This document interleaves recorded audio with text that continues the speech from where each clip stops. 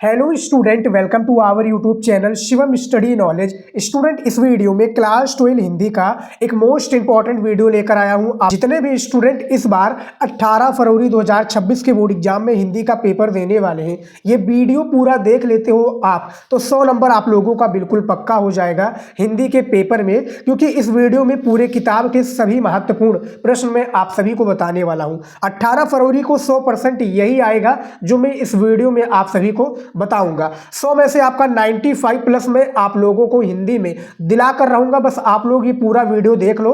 खंड का और खंड खा के दोनों इसमें इंपॉर्टेंट टॉपिक है और हर एक टॉपिक के इंपॉर्टेंट प्रश्न को बताया है। सबसे पहला इसमें खंड का में है बहुविकल्पीय प्रश्न, दूसरे नंबर पर है महत्वपूर्ण गद्यांश, तीसरे पर है पद्यांश। गद्यांश और पद्यांश कैसे हल करते हैं, इसके प्रश्नों का कैसे उत्तर देते हैं, वो भी मैंने बताया है।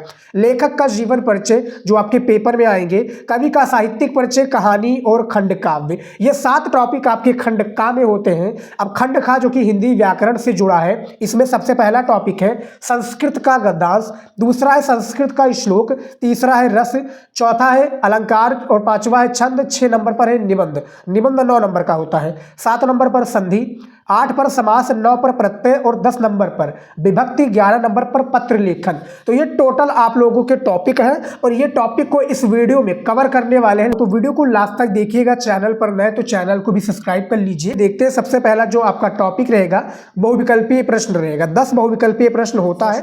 देखिए महत्वपूर्ण बहुविकल्पीय प्रश्न जो कि गद्य के रहेंगे और पद्य के 5 प्रश्न रहेंगे, यानी गद्य और पद्य के 5-5 प्रश्न आपके पेपर में आते हैं, वेरी इंपॉर्टेंट रहते हैं। देखिए सबसे पहला जो आपका प्रश्न यहाँ पर दिया हुआ है कि गोरा बादल की कथा के लेखक हैं। तो जो गोरा बादल कथा के लेखक है कौन है, आप लोगों को ये बताना है। तो आपका पहला का जो सही ऑप्शन हो जाएगा जटमल हो जाएंगे इस प्रश्न का राइट आंसर, यानी पहले का खा नंबर ऑप्शन सही हो जाएगा। इसी तरीके से पेपर में भी दी जाएंगे।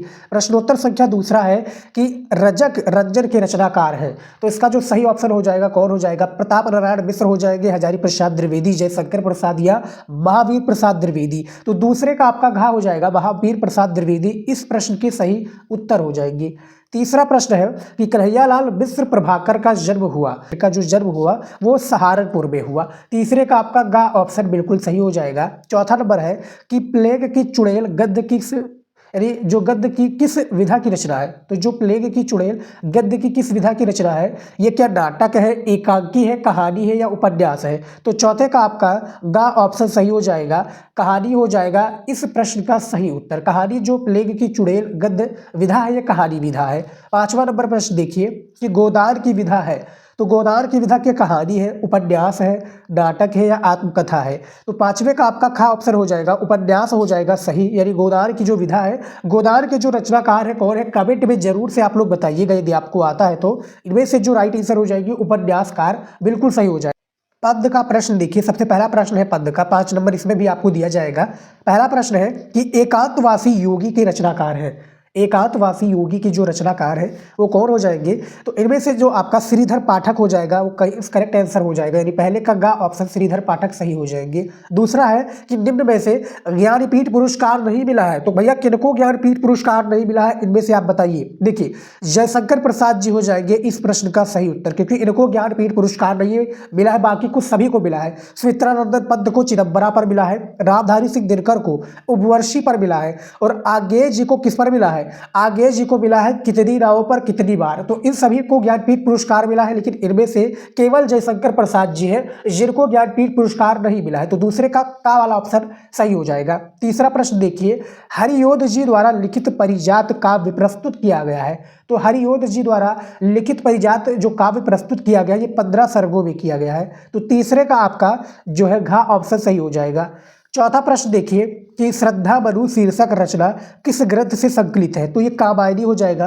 कामायनी जो है जयशंकर प्रसाद जी का वहाँ काव्य भी है और श्रद्धा मनु इसी शीर्षक रचना से ग्रंथ से संकलित है। श्रद्धा मनु चैप्टर जयशंकर प्रसाद का है, इससे काफी पद्यांश आपके पेपर में आते भी है। तो ऐसे प्रश्नों को मैं आपको बता रहा हूँ जो पेपर में आए। 5वां प्रश्न देखिए कि मैथिली शरण गुप्त का जन्म किस जनपद में हुआ था। तो मैथिली शरण जो गुप्त जी है इनका जो जनपद है वो झांसी जनपद है। क्या मैं सही स्टूडेंट बताइएगा।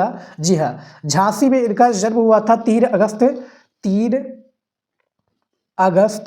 1986 को, शायद 1986 को चिरगांव जिले में।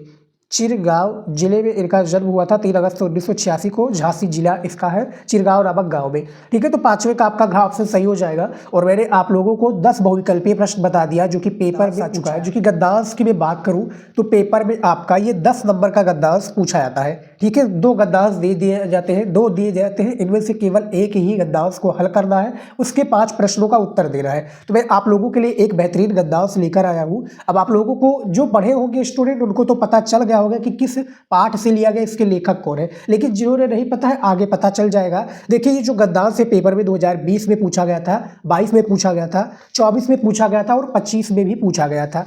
और ये गद्यांश आपको अच्छे से पढ़ना है, मैं आपको पढ़कर भी बताऊंगा। और इसके जो 5 प्रश्न है उसका उत्तर भी आप लोगों को देना है। ये देखिए, इसके 5 प्रश्न दिए गए हैं और काफ़ी ज़्यादा इंपॉर्टेंट इसके जो है प्रश्न रहते हैं। ये देखिए 5 प्रश्न देखने को मिल रहा है ना, इसके 5 प्रश्न है। बाकी का जो प्रश्न है इसका भी मैं उत्तर लेकर आया हूँ आप लोगों के लिए। तो ये आपके 2 प्रश्न जो रहते हैं वो कंपलसरी होता है कि पाठ का नाम और उसके लेखक का नाम बताना और रेखांकित अंश की व्याख्या करना। तो सबसे पहले क्या करना है, जिनको नहीं आता है पढ़ लीजिए। देखिए कि निंदा का उद्गम ही हीनता और कमजोरी से होता है। मनुष्य अपनी हीनता से दबता है, वो दूसरों की निंदा करके ऐसा अनुभव करता है कि वे सब निकृष्ट या देखिए निकृष्ट है और वो उनसे अच्छा है। उससे देखिए उसके अहंकार की इससे त्रुटि होती है। क्या है? त्रुटि होती है।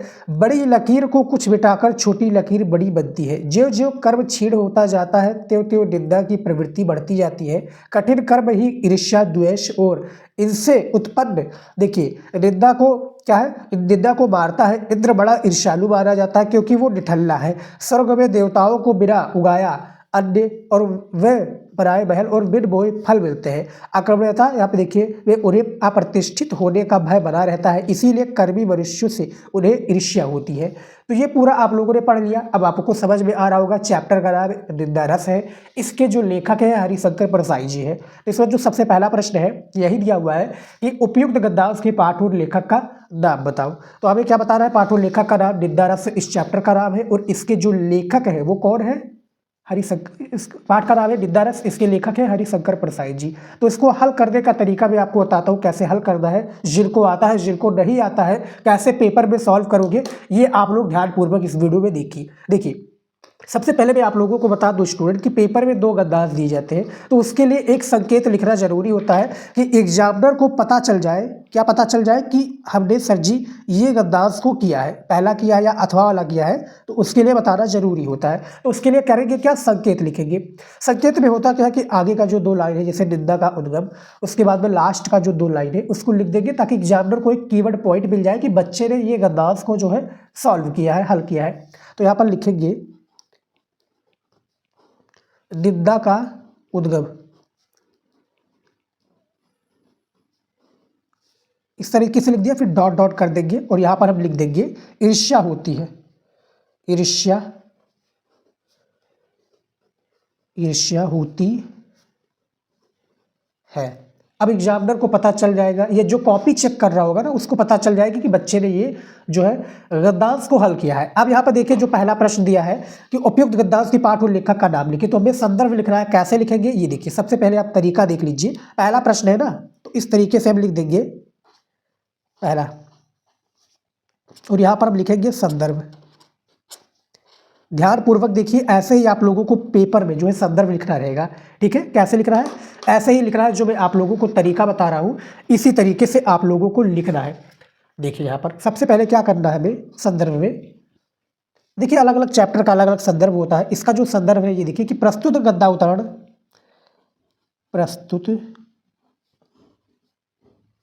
प्रस्तुत गद्यावतरण या गद्यावतरण, ठीक है, प्रस्तुत गद्दा अवतरण हमारी पाठ्य पुस्तक, हमारी राइटिंग से आप लोग लिखिएगा स्टूडेंट, हमारी पाठ्य पुस्तक, इतना लिख दिया, पाठ्य पुस्तक गद्य गरिमा। अब यहाँ पर हमें काले पेन का प्रयोग करना है, गद्य गरिमा, इसको हम इन्वर्टेड कामा के अंदर रख देंगे। गद्य गरिमा में संकलित,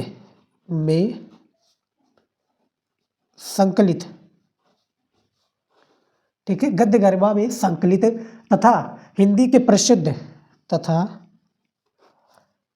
हिंदी के प्रसिद्ध, हिंदी के प्रसिद्ध, इतना लिख दिया, हिंदी के प्रसिद्ध गद्य गर्भा तथा हिंदी के प्रसिद्ध जो है व्यंग्यकार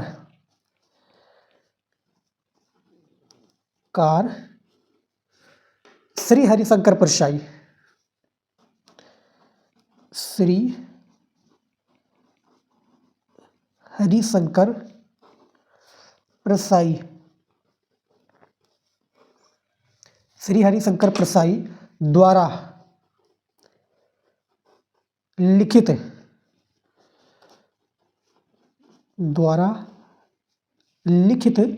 चैप्टर का क्या नाम है? निंदा रस। अब यहां पर हमें निंदा रस चैप्टर का नाम डाल देना है, निंदा रस। इतना समझ में आ गया? निंदा रस पाठ से अवतरित है, निबंध से अवतरित है कि निबंध पाठ से अवतरित है, या लिख देंगे हम शीर्षक से अवतरित है, शीर्षक से अवतरित है, शीर्षक निबंध लिख देंगे स्टूडेंट। यहाँ पर देखिए शीर्षक निबंध से अवतरित है। ठीक है, तो ये हो गया संदर्भ। यहां पर आपको 2 नंबर मिल जाएगा क्योंकि आपने पाठ और उनके लेखक के बारे में बताया। संदर्भ लिखा बेहतरीन तरीके से। एक होता है आप डायरेक्ट जानते हैं तो पाठ का नाम लिख दीजिए और लेखक का नाम लिख दीजिए, और एक बेहतरीन तरीका होता है संदर्भ लिखने का। तो ये आप लोगों ने कर दिया, 2 नंबर यहाँ पर आप लोगों को आसानी से मिल जाएगा। उसके बाद में देखिए दूसरा प्रश्न कि रेखांकित अंशों की व्याख्या कीजिए। तो रेखांकित अंश क्या दिया हुआ है, ये देखिए जो आपका हरा स्केच से खींचा हुआ है ना लाइन, नीचे अंडरलाइन किया है, वही करना, इसका भी रेखांकित अंश की व्याख्या करना है। जिनको आता है कर लीजिए, जिनको नहीं आता है वो यही उठाकर पेस्ट कर दीजिए, पेस्ट कर देंगे तो 1 नंबर तो कन्फर्म है कि उनको यही मिल जाएगा। अब देखिए रेखांकित अंश की व्याख्या कैसे करना है, क्योंकि जिनको आता है वो कैसे करेंगे मैं आपको बता देता हूँ। देखिए दूसरा प्रश्न है ना, तो इस तरीके से हम लिखेंगे और यहाँ पर हम लिखेंगे रेखांकित अंश की व्याख्या। काले पेन से लिखेंगे रेखांकित अंश की व्याख्या। अंश की, देखिए स्टूडेंट थोड़े मेरे जुकाम बहुत ज़्यादा हो रहा है आजकल क्योंकि ठंडी का माहौल है, तो जो है थोड़ी प्रॉब्लम हो सकती है आवाज़ में, उसके लिए मैं आप लोगों से माफ़ी चाहता हूँ क्योंकि आवाज़ में प्रॉब्लम हो सकती है, इसीलिए मैं कह रहा हूँ। तो रेखांकित अंश की व्याख्या हो गया। अब देखिए रेखांकित अंश की व्याख्या कैसे करेंगे, लिखेंगे कैसे, जो हरिशंकर परसाई जी ने इसका व्याख्या किया हुआ है। लेखक कहता है, यहाँ पर देखिए क्या कहेंगे, इस तरीके से लिखेंगे, लेखक कहता है कि इंद्र को बड़ा ईर्ष्यालु माना जाता है। इंद्र को क्या माना जाता है भैया, यहाँ पर हम लिख देंगे इंद्र को बड़ा क्या है, ईर्ष्यालु। इंद्र को बड़ा ईर्ष्यालु माना जाता है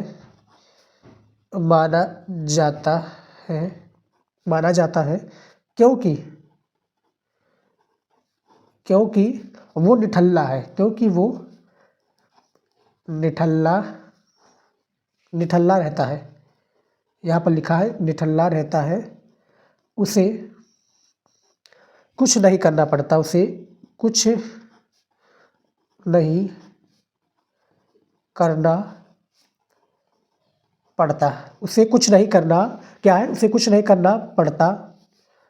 करना पड़ता, इस तरीके से लिखा है।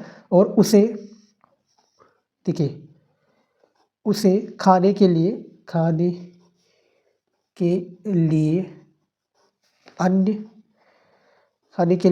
नहीं उगाना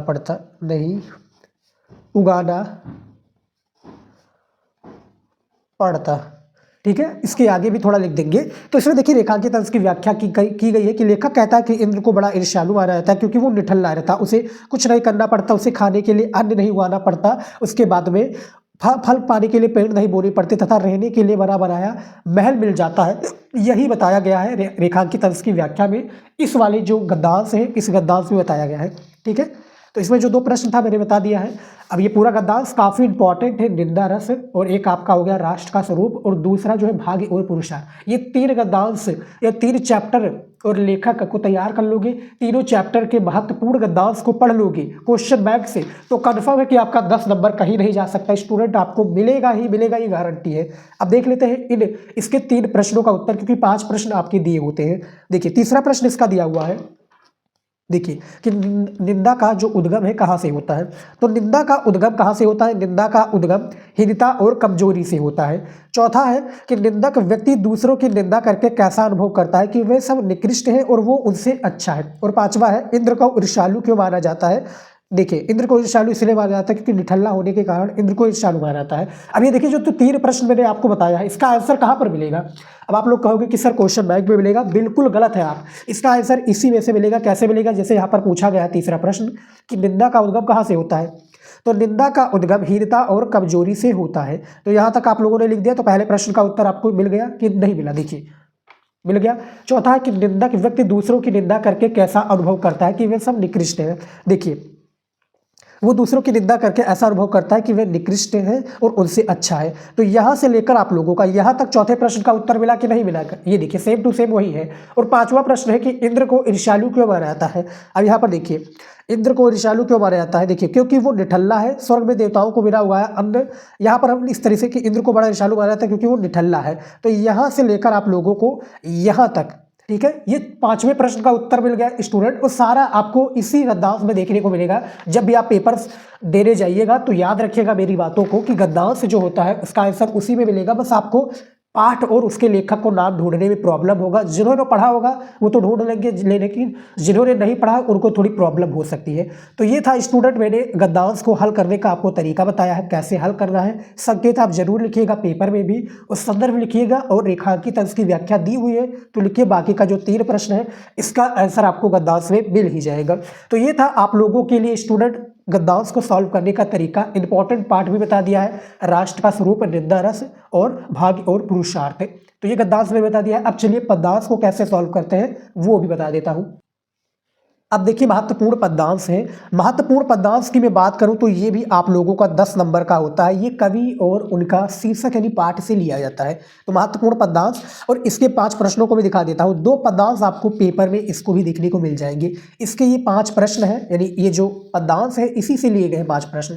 ये 5 प्रश्न है, इसके 5 प्रश्न का उत्तर दोगे तो आपको 10 नंबर दिया जाएगा, यानी एक प्रश्न के उत्तर पर आपको 2 नंबर दिया जाएगा। तो ये महत्वपूर्ण पद्यांश को देखिए कि दुख की पिछली रंजन बीत, विकसिता सुख का नवल प्रभात, एक पर्दा ये छीना नील, छिपाए हैं जिसमें सुख गात, जिसे तुम समझे हो अभिशाप जगत की ज्वालाओं का मूल, इसका वो रहस्य वरदान कभी मत इसको जाओ भूल। तो बहुत ही काफ़ी इंटरेस्टिंग जो है आप लोगों का ये पद्यांश दिया हुआ है। देखिए पद्यांश को मैं बताऊं तो कौन कौन सा चैप्टर इंपॉर्टेंट है। सबसे पहले आप याद रखिए जो कि अयोध्या सिंह उपाध्याय का है, पवन दूती का याद रखिए। फिर मैथिली शरण गुप्त का है, केकई का अनुताप गीत, और जयशंकर प्रसाद का श्रद्धा मनु। और आप लोगों को एक जो है सुमित्रानंदन पंत जी का भी याद रखना है, बापू के प्रति, काफ़ी इंपॉर्टेंट। ये 4 चैप्टर को तैयार कर लोगे, इस चैप्टर के सारे पद्यांश को पढ़ लोगे तो गारंटी के साथ कहता हूँ कि 10 नंबर आप लोगों का कहीं नहीं गया, क्योंकि आएगा पेपर में तो इसी से आएगा, और 10 नंबर आप लोगों को देकर जाएगा। अब ये देखिए इसमें सबसे पहला प्रश्न है कि उपयुक्त पद्यांश का शीर्षक और कवि का नाम लिखिए। ठीक है, हमें क्या करना है, इस जो पद्यांश इसकी शीर्षक और कवि का नाम लिखना है। तो चलिए देखते हैं कैसे लिखेंगे। इसको भी मैं सॉल्व करके आप लोगों को दिखा देता हूँ। ये देखिए सबसे पहले दिया हुआ है महत्वपूर्ण पद्यांश। हल करने का तरीका मैं आप लोगों को इस वीडियो में बता रहा हूँ, और 10 नंबर का ये पूछा जाता है जैसा कि मैंने बताया। अब देखिए सबसे पहले आपको करना क्या है, संकेत लिखना है। संकेत लिखना है। संकेत किस तरीके से लिखेंगे, ये देखिए। संकेत में बेसिकली होता क्या है स्टूडेंट कि आप बता रहे होते हो एग्जामिनर को कि सर जी 2 आपके पद्यांश होते हैं, तो 2 में से एक कर रहे हो, तो उसको बता रहे कि सर जी मैंने ये सॉल्व किया है। जैसे कि दुख की पिछली, तो इसको आगे हम लिख देंगे दुख की पिछली, उसको बाद में से डॉट डॉट कर देंगे, और लास्ट में जो 2 वर्ड है उसको लिख दोगे, यानी इसको जाओ भूल। तो इस तरीके से लिख दूंगा मैं, इसको जाओ इसको जाओ भूल। अब एग्जामिनर समझ जाएगा कि बच्चे ने सॉल्व किया है। देखिए ये एक स्मार्ट तरीका होता है 10 नंबर पाने का, क्योंकि एग्जामिनर को हजारों लाखों कॉपियां चेक करनी होती है। यानी एक डेली में मैं मान के चलता हूँ एवरेज 500 कॉपियां भी चेक करनी है, तो आपके में ज़्यादा टाइम लगेगा तो नंबर काटेगा। इसीलिए कहता हूँ मैं ज़्यादा टाइम मत दीजिए एग्जामिनर को, अच्छे से सरल बनाइए और आपको पूरा नंबर देता हुआ वो आगे बढ़ जाए। अब क्या है पद्यांश है, तो हमें इसका क्या है पद्यांश का लिखना है, संदर्भ लिखना है। ठीक है, पद्यांश का संदर्भ लिखेंगे, कैसे लिखेंगे ये देखिए। सबसे पहला प्रश्न है तो इस तरीके से हम लिख देंगे पहला प्रश्न, और यहां पर हम लिख देंगे संदर्भ।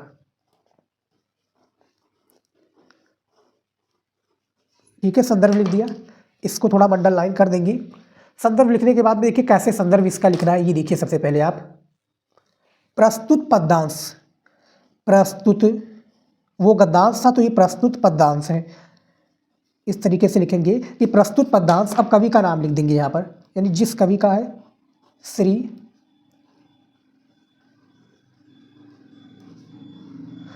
जयशंकर प्रसाद। क्या लिख देंगे, श्री जयशंकर। यहाँ पर देखिए लिख दिया है ना मैंने, श्री जयशंकर प्रसाद के। यहाँ पर देखिए थोड़ा गड़बड़ हो गया है तो इसको जय लिख दीजिएगा स्टूडेंट। ठीक है, ये है श्री जयशंकर प्रसाद के कामायनी। काले पेन से जो चीज़ हाईलाइट करने के लायक है उसको मैं हाईलाइट कर दूंगा। ठीक है, श्री जयशंकर प्रसाद के कामायनी, इसको हम थोड़ा अंडरलाइन के अंदर कर देंगे। ठीक है, सॉरी, इसको हम डबल इन्वर्टेड कामा के अंदर है। महाकाव्य, प्रस्तुत पद्यांश श्री जयशंकर प्रसाद कामायनी के महाकाव्य से हमारी पाठ्य पुस्तक से हमारी पाठ्य पुस्तक, इतना लिख दिया, हमारी जो है पाठ्य पुस्तक के काव्य भाग, पाठ्य पुस्तक के काव्य, काले पेन से इसको लिख देंगे जो काव्य भाग्य है, काव्य भाग्य, काव्य भाग में संकलित है, में संकलित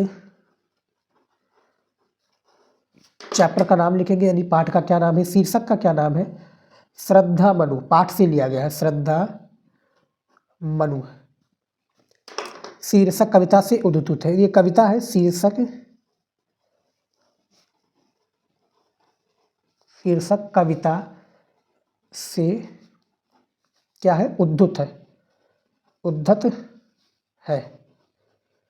तो ये हो गया आप लोगों का जो है पद्यांश का संदर्भ, कि प्रस्तुत पद्यांश श्री जयशंकर प्रसाद की कामायनी महाकाव्य से हमारी पाठ्य पुस्तक के काव्य भाग में संकलित श्रद्धा मनु शीर्षक कविता से उद्धृत है।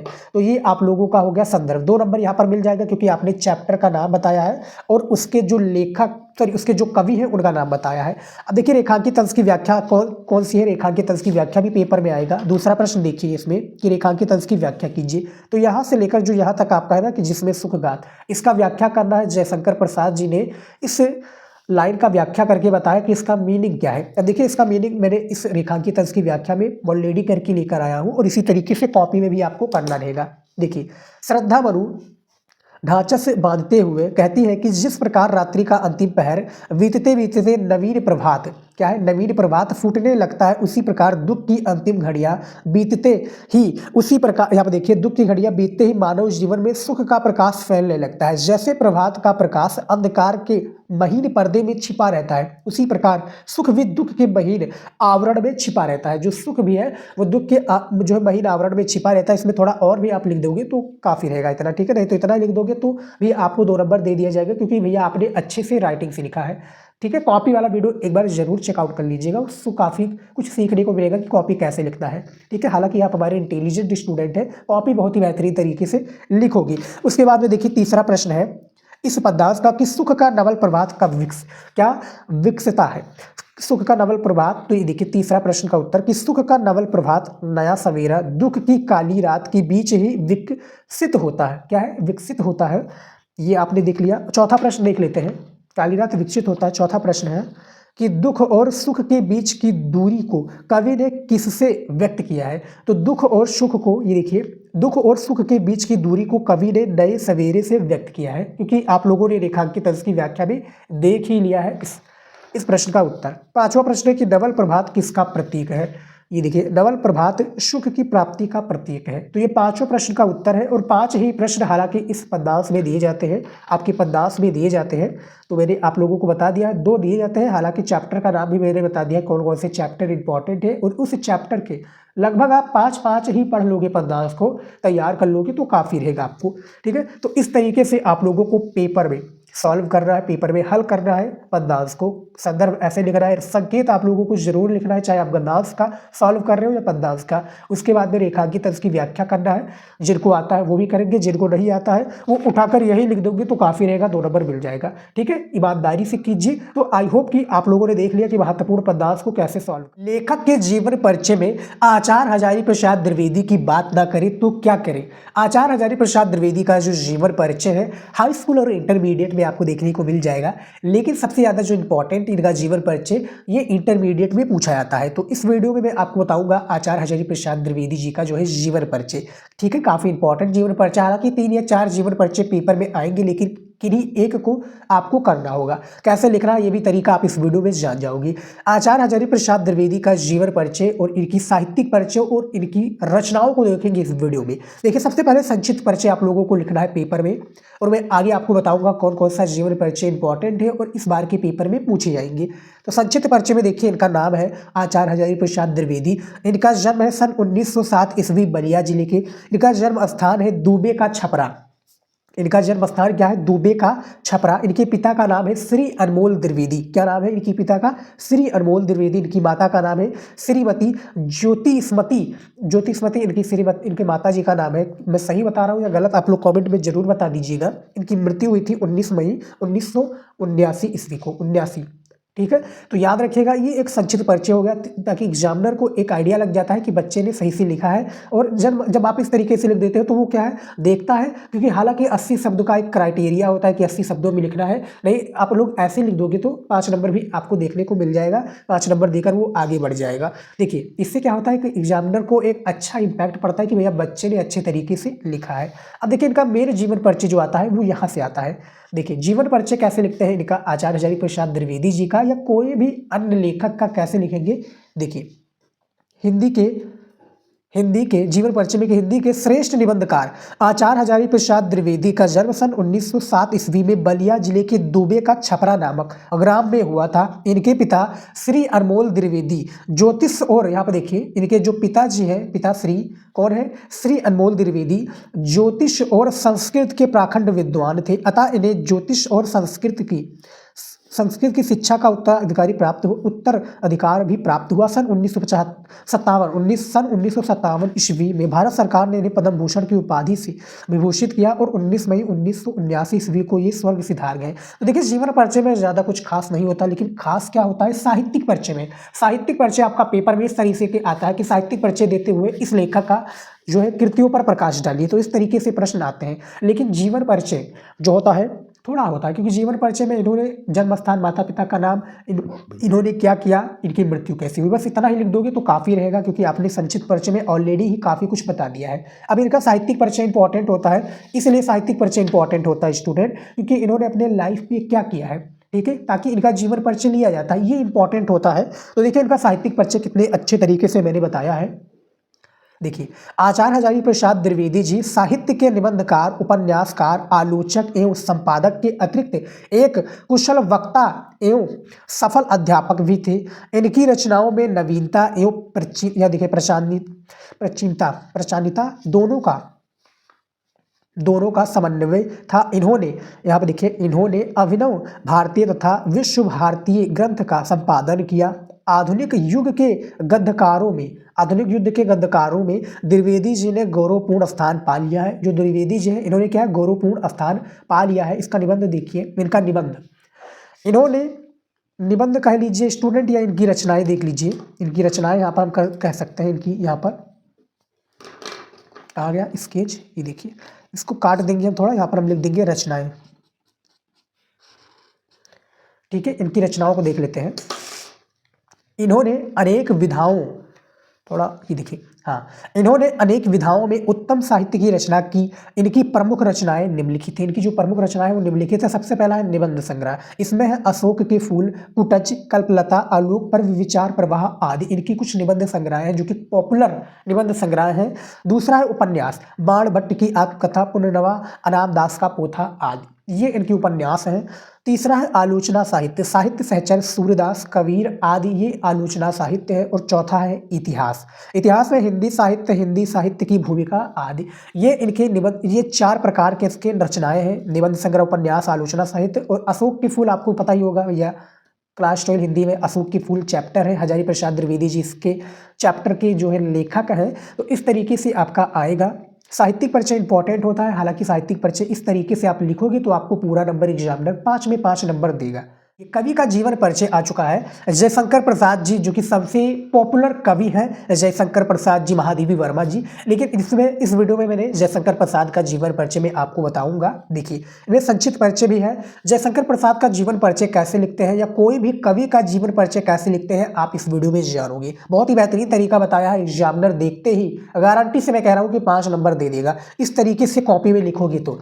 देखिए, संक्षिप्त परिचय में क्या है, नाम है इनका, नाम क्या है, जयशंकर प्रसाद। इनका जन्म सन 1889 ईस्वी में हुआ। जन्म स्थान काशी। पिता का नाम इनकी देवी प्रसाद। इनकी शिक्षा घर पर हुई और इनकी मृत्यु सन 1937 ईस्वी में इनकी मृत्यु हो गई। तो एक संक्षिप्त परिचय में आप एक एग्जामिनर को जानकारी देते हैं कि सर ये इनका एक क्या है, निश्चित रूप से एक इनका जीवन परिचय है। अब देखिए, जीवन परिचय 80 शब्दों में आपको लिखना है, वो क्राइटेरिया तो आपको पूरा करना है। उसके लिए कैसे लिखेंगे, ये देखिए, जीवन परिचय।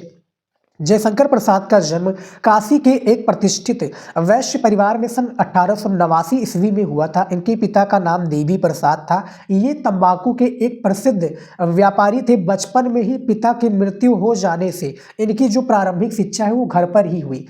बचपन में क्या है, इनके पिता की मृत्यु हो जाने के कारण इनकी जो प्रारंभिक शिक्षा है कहाँ पर हुई, घर पर ही हुई। यद्यपि इनका जीवन बड़ा नपातुला और संयमशील था, यद्यपि जो इनका जीवन है वो बड़ा नपातुला और संयमशील था, किंतु दुखों के निरंतर आघातों से ये बच ना सके और मृत्यु, देखिए, सन 1937 में इनकी मृत्यु हो गई।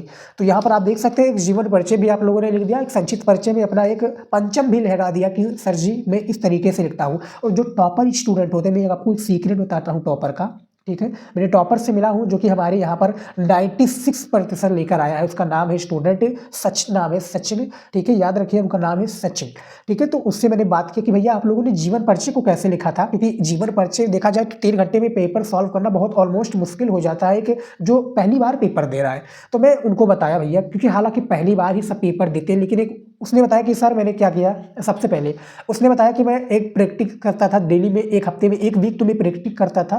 प्रैक्टिस एक होता है 3 घंटे का, आप भाई टाइमर लगाकर बैठ जाते हो, मॉडल पेपर दिया होता है, उस मॉडल पेपर को आप सॉल्व करते हो। और देखिए, जीवन परिचय लिखने का वो एक तरीका ये बताया है कि जीवन परिचय में लिखता हूँ संक्षिप्त परिचय डालकर, और जीवन परिचय में 80 शब्द भी लिखता हूँ ताकि 80 शब्दों में वो भी क्राइटेरिया पूर्ण हो जाए। और इस तरीके से लिखता हूँ कि एग्जामिनर भी संतुष्ट रहे, ठीक है। मान लीजिए कि उसको जल्दबाजी है तो संक्षिप्त परिचय देखेगा, 5 नंबर देकर चला जाएगा, पीछे भी देखेगा कि मैंने लिखा हुआ है।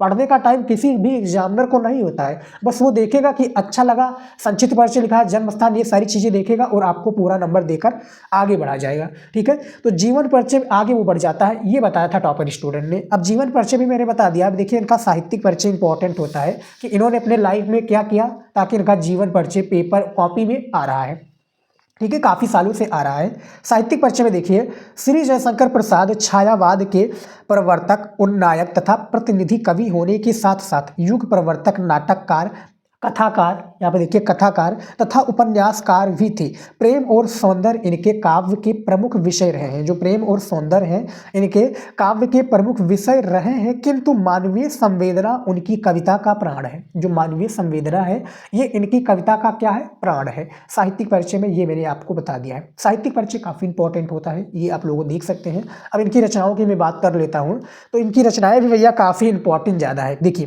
कामायनी इनकी रचना है, कामायनी, आकाशदीप, इंद्रजाल, कंकाल, तितली, इरावती, आपूर्ण आदि, ये इनकी रचनाएं हैं। अब देखिए मैं आपको बता देता हूँ कौन सा कवि का जीवन परिचय सबसे ज़्यादा महत्वपूर्ण है और पेपर में संभावना है कि 100% पूछा ही जाएगा। एक जयशंकर प्रसाद का, एक महादेवी वर्मा का, एक अयोध्या सिंह उपाध्याय हरिओध जी का और एक आप लोगों का सूर्यकांत त्रिपाठी निराला का। ये 4 जीवन परिचय को पढ़ लेते हो तो हालांकि 4 पूछा भी जाता है, करना एक ही है। मान लीजिए कि नहीं आता है, इत्तेफाक से मान लीजिए कि 3 नहीं आता, एक आएगा वही काफ़ी है, 5 नंबर आपको दिलाकर वो चला जाएगा। ठीक है, तो ये कवि का जीवन परिचय, स्टूडेंट जयशंकर प्रसाद जी का जीवन परिचय, मैंने आप लोगों को जयशंकर प्रसाद का जीवन परिचय बता दिया है। क्लास 12 हिंदी में कहानी भी पूछा जाता है, कहानी काफ़ी इंपॉर्टेंट होता है और इस वीडियो में आप कहानी के बारे में भी जानोगे। कहानी कौन सा है? खून का रिश्ता कहानी, 5 अंक का हर साल ये पेपर में आता है और वही में कहानी, चाहे वो पंचलाइट कहानी हो, बहादुर कहानी हो, कर्मनाशा की हार कहानी हो, लाठी कहानी हो, मैंने सभी पर वीडियो बनाया हुआ। केवल और केवल बचा था तो खून का रिश्ता जो कहानी है ये बचा था और इस वीडियो में ये भी मैं आपको बता दूंगा। खून के रिश्ता कहानी के जो प्रमुख पात्र हैं वीर जी है, इनका वीर जी का मैं चरित्र चित्रण आप लोगों को करके दिखाने वाला हूं, कैसे करना है, कॉपी में कैसे लिखना है, ये भी आप जानोगे इस वीडियो में। तो वीर जी का चरित्र चित्रण यानी इनकी विशेषता, इनकी खूबियां बताने हैं, इनकी क्या खूबियां हैं। देखिए भीष्म साहनी द्वारा लिखित, भीष्म साहनी ने ये खून का रिश्ता कहानी लिखा है। भीष्म साहनी द्वारा लिखित खून का रिश्ता नामक कहानी का मुख्य पात्र वीर जी है। उसकी चारित्रिक विशेषताएं निम्नलिखित, यानी इनकी चारित्रिक जो विशेषताएं हैं, इनकी जो खूबियां हैं वो निम्नलिखित कुछ पॉइंट के थ्रू बताया गया है। सबसे पहला पॉइंट है शिक्षित युवक। कौन है भैया? वीर जी एक शिक्षित युवक है। इनमें देखिए बाबूजी का लड़का वीर जी सही अर्थों में शिक्षित युवक है। वो दहेज को सामाजिक, देखिए सामाजिक व्यक्तियों पर आरोपित एक कलंक मानता है। सामाजिक व्यक्तियों पर आरोपित दहेज प्रथा को क्या मानता है? वो एक कलंक मानता है। यह शिक्षित युवक जो है वीर जी का कहना है। दूसरा है दहेज विरोधी और आदर्श युवक। दहेज विरोध है भैया वीर जी। तो इसमें देखिए वीर जी समाज में नारियों के साथ होने वाले घटनाओं का मुख्य कारण दहेज को मानता है और वो अपने पिता को उनकी कही बात ही याद दिलाता है कि ब्याह शादियों में पैसे बर्बाद नहीं करने चाहिए। जो ब्याह शादियां हैं उनमें जो है पैसे बर्बाद नहीं करना चाहते हैं। ये दहेज विरोधी और आदर्श युवक जो है वीर जी की जो है एक प्रकार से पॉइंट है भैया, इसमें शब्द वो कहा गया है। तो वीर जी ने ये अपनी बातों से कहा है दहेज विरोधी और आदर्श युवक को क्या मानता है भैया? नारियों के प्रति एक वो क्या मानता है भैया? ये देखिए घटनाओं का मुख्य कारण मानता है। तो ये दूसरा पॉइंट मैंने आपको बता दिया है। उसके बाद में देखिए तीसरा इसमें पॉइंट कि व्यवहार कुशल, हसमुख और विश्वासवासी। वीर जी एक व्यवहार कुशल युवक है। अपने इसी गुण के कारण वो परिवार के सभी सदस्यों का प्रिय है। घर के सभी सदस्यों के प्रति उसका ही मृदु व्यवहार है। उसका ही क्या है? मृदु व्यवहार है। चौथा है समानता की भावना का पोषक। वीर जी एक देखिए सहृदय युवक है। वो गरीब अमीर सबको समान दृष्टि से देखता है। उसके मन में किसी के भी प्रति किसी भी प्रकार का भेदभाव नहीं। उसके मन में किसी भी प्रति का क्या भैया है? भेदभाव नहीं है। तो ये समानता का भावना का पोषक है। पांचवा है भावी संगिनी के प्रति स्नेहिल। जो भावी संगिनी है, इनकी धर्मपत्नी या इनकी पत्नी होने वाली, तो देखिए वीर जी अपनी होने वाली पत्नी प्रभा के प्रति अत्यधिक प्रेम युक्त है। तो ये काफी प्रेम युक्त के बारे में भैया है ये। अब देखिए इस कहानी का निष्कर्ष क्या निकलता है। देखिए वीर जी में वे समस्त गुण, यानी वीर जी में वे सभी समस्त गुण विद्यमान हैं जो एक श्रेष्ठ कहानी के नायक में होने चाहिए। पाठक चाहते हुए भी ऐसे पात्र को विस्मृत नहीं कर सकता भैया, उसको लिख नहीं सकता, उसको यानी उसको हटा नहीं सकता। ऐसे पाठ को भैया कौन है? वीर जी। खंड काव्य, देखिए स्टूडेंट खंड काव्य की मैं बात करूं तो खंड काव्य भी आपके पेपर में हर साल पूछे जाते हैं। ये जिला वाइज होता है, यानी हमारे उत्तर प्रदेश की बात करूं तो उत्तर प्रदेश में 75 जिला है और उन जिलों में अलग अलग खंड काव्य लगता है। यानी एक खंड काव्य लगभग 10 से 12 जिलों में लगता है। आपके जिले में जो खंड काव्य लगता है कॉमेंट में बताइएगा, मैं उस पर वीडियो जरूर बनाऊंगा और वीडियो बना भी मैंने रखा है। त्यागपति हो, चाहे आपका चाहे श्रवण कुमार हो, रसमरथी हो, या आपका जो है कोई भी हो, ठीक है, मैंने सभी पर आपका खंड काव्य बनाया हुआ। लेकिन इस वीडियो में मैं रसमरथी खंड काव्य के बारे में आपको बताऊंगा। 5 अंक का है, हर साल पेपर में ये आता है। रसमरथी खंड काव्य यानी श्री कृष्ण जी, यानी जो भगवान हमारी श्री कृष्ण जी है, भगवान श्री कृष्ण का चरित्र चित्रण इस वीडियो में हम करने वाले हैं, देखने वाले कैसे इनका चरित्र चित्रण लिखना है। देखा जाए तो इनका भैया हम चरित्र चित्रण करने वाले कौन है? लेखक ने किया है और ये काफ़ी प्रख्यात है पूरी दुनिया में, संसार में। इनको कोई भी क्या जानता नहीं है, सभी जानते हैं। देखिए रसमरथी खंड काव्य में श्री कृष्ण के चरित्र की अग्र लिखित विशेषताएं दिखाई देती है। इनकी विशेषताएं मैं क्या बताऊं भैया, क्योंकि विशेषताएं तो पूरा संसार देखता है, इनकी लीला पूरी संसार दिखती है। तो देखिए इनकी विशेषताएं है रश्मरथी खंड काव्य में श्री कृष्ण जी का चरित्र चित्रण करने वाले हैं। देखिए श्री कृष्ण में देखिए रश्मरथी में आपका अर्जुन हो जाएंगे, कर्ण हो जाएंगे। देखिए कर्ण का तो एक अहम रोल है रश्मरथी में। अब देखिए सबसे पहला है युद्ध विरोधी। पांडवों के वनवास से लौटने के बाद श्री कृष्ण कौरवों को समझाने के लिए स्वयं हस्तिनापुर जाते हैं और युद्ध टालने का भरसक प्रयास करते हैं। भैया युद्ध टालने का कौन करते हैं, भरसक प्रयास करते हैं, किंतु हठी दुर्योधन नहीं मानता। अतः श्री कृष्ण कहते हैं, हठी दुर्योधन नहीं मानता, अतः श्री कृष्ण क्या कहते हैं कि यश मुकुट मान सिंहासन ले ले, बस एक भीख मुझको दे दे। देखिए कौरवों को तज रण रोक सके, भूखा हर भावी सोख सके। तो ये भैया श्री कृष्ण जी यानी हमारी मर्यादा पुरुषोत्तम प्रभु श्री राम के जो अवतार या भैया अवतार ही है श्री राम जी, प्रभु श्री राम। तो श्री कृष्ण जी क्या कहते हैं, ये कहते हैं किससे, कौरवों से, कौरवों से यानी एक प्रकार से दुर्योधन से कहते हैं, यही कहते हैं। उसके बाद में दूसरा देखिए निर्भीक एवं स्पष्टवादी। श्री कृष्ण जी देखिए श्री कृष्ण केवल अनुनय विनय ही करना नहीं जानते, वरन वे निर्भीक एवं स्पष्ट वक्ता भी हैं। जब दुर्योधन समझाने से नहीं मानता तो वे उसे चेतावनी देते हुए कहते हैं, इनको चेतावनी देते हुए कहते हैं श्री कृष्ण जी दुर्योधन को।